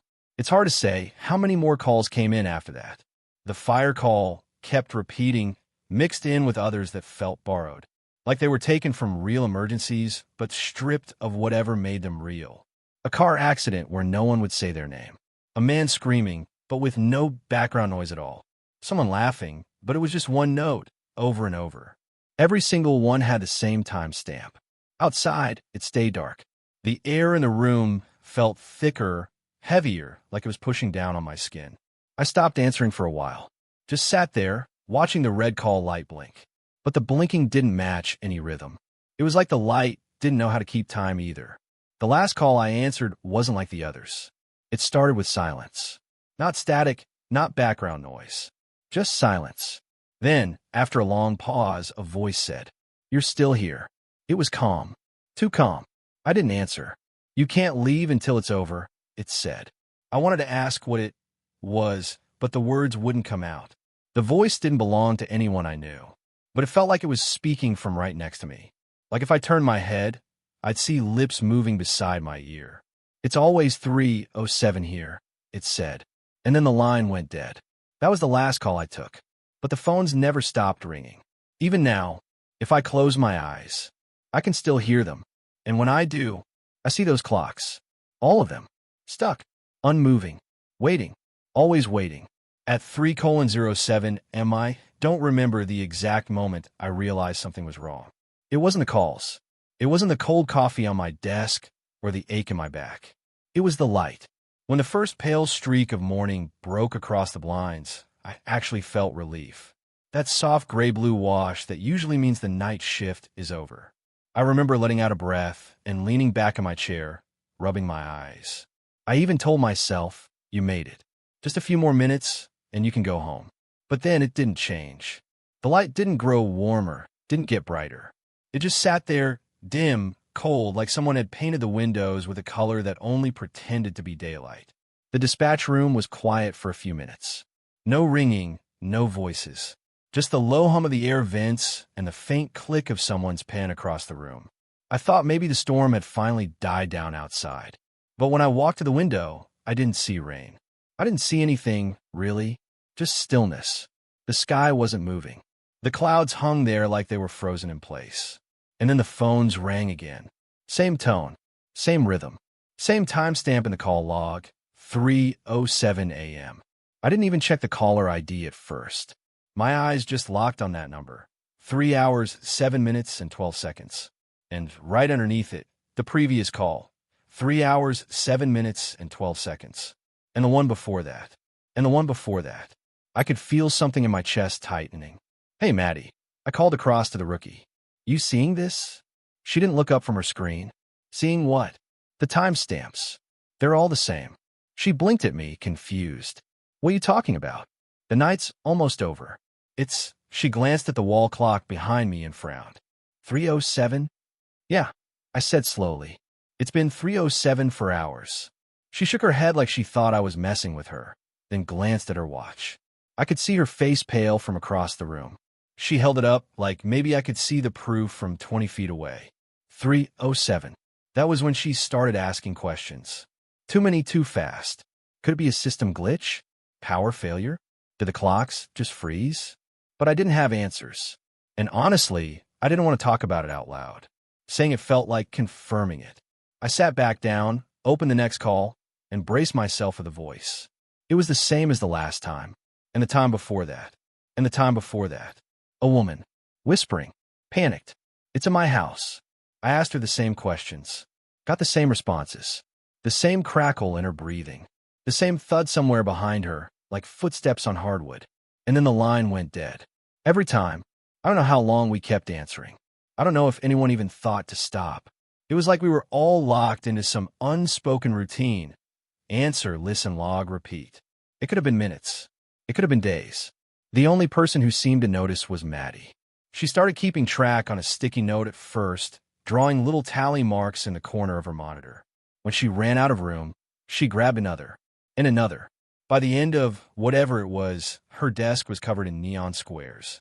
She told me, in a low, trembling voice, "I think it's been weeks." I laughed when she said it, not because it was funny, but because I didn't want to believe her. "Come on," I told her. "We've been here one night." But she shook her head hard, eyes wide. "No, look at my nails." She held out her hands. I'd never noticed before, but her nails were grown out, chipped at the ends. I remembered her tapping them nervously against her headset cord earlier in the shift. Perfectly manicured, short, painted black. That was hours ago. I told her it didn't prove anything, but I could feel my stomach twisting. At one point, I walked over to the break room just to see if anyone else was talking about it. But they weren't. Two guys were sitting at the table, laughing about something on one of their phones. The vending machine light still glowed in the corner. The coffee pot was half full, the same as before. When I asked them what time it was, one of them didn't even look up. 3:07, he said, like it was nothing. That was when I stopped asking. The calls kept coming. Always the same woman. Always the same moment. Sometimes I try to change the script, ask her something out of order, tell her to stay quiet instead of asking what she sees. But it didn't matter. She always answered the same way, word for word. And the sound behind her, that thud, it started feeling closer each time. Maddie started crying quietly between calls. She didn't want anyone to hear, so she'd turn her chair to the corner, wipe her eyes, then swivel back like nothing happened. But her voice was getting hoarse. Once, during a break in the calls, she whispered to me, "What if this is all we do now? What if this is it? Just forever?" I didn't answer her.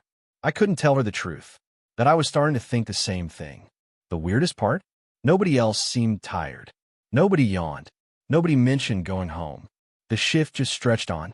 The gray light outside never shifted to gold. The frozen clouds never moved. And inside, the air began to feel heavier, like the building itself was holding its breath. By what Maddie swore was the second week, I started forgetting the details of my own life. My apartment, my bed, my car. I knew they existed, but they felt far away, like places I'd dreamed of once but never visited. All I had was the chair, the desk, the ringing phone. Sometimes I'd swear I could hear it, even when it wasn't ringing. That high-pitched tone, buried somewhere deep in my ears. On the last day, if you could call it that, the light outside finally started to change. It wasn't gradual. It was sudden, like someone turned a knob. The sky went from gray-blue to a pale, almost blinding white. No sunrise, no soft gold, just light. Everyone in the room paused. Some of them stood, stretching like they'd just finished a normal shift. Maddie didn't move. She was staring at the windows, her lips pressed together so tight they were white.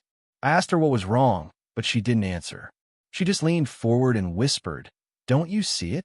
I looked, and for a second I thought I did, something behind the glare. Tall shapes. Still, watching. When I blinked, they were gone. The clocks in the room started ticking again. All of them jumped at once, from 3:07 to 7:46 a.m. The phones went silent. The others packed up, laughed, grabbed their bags. When we walked outside, the air felt wrong, thick like breathing through a wet cloth. The sunlight was there, but it didn't feel warm. No one talked about it. No one mentioned the calls, the clocks, the weeks. No one except Maddie. She grabbed my arm in the parking lot, nails digging into my skin. "It's not over," she said. Her voice was flat. "It's still 3:07 somewhere." I wanted to tell her she was wrong. I wanted to tell her she was tired, confused. But I didn't, because I could still hear it. Faint, far away.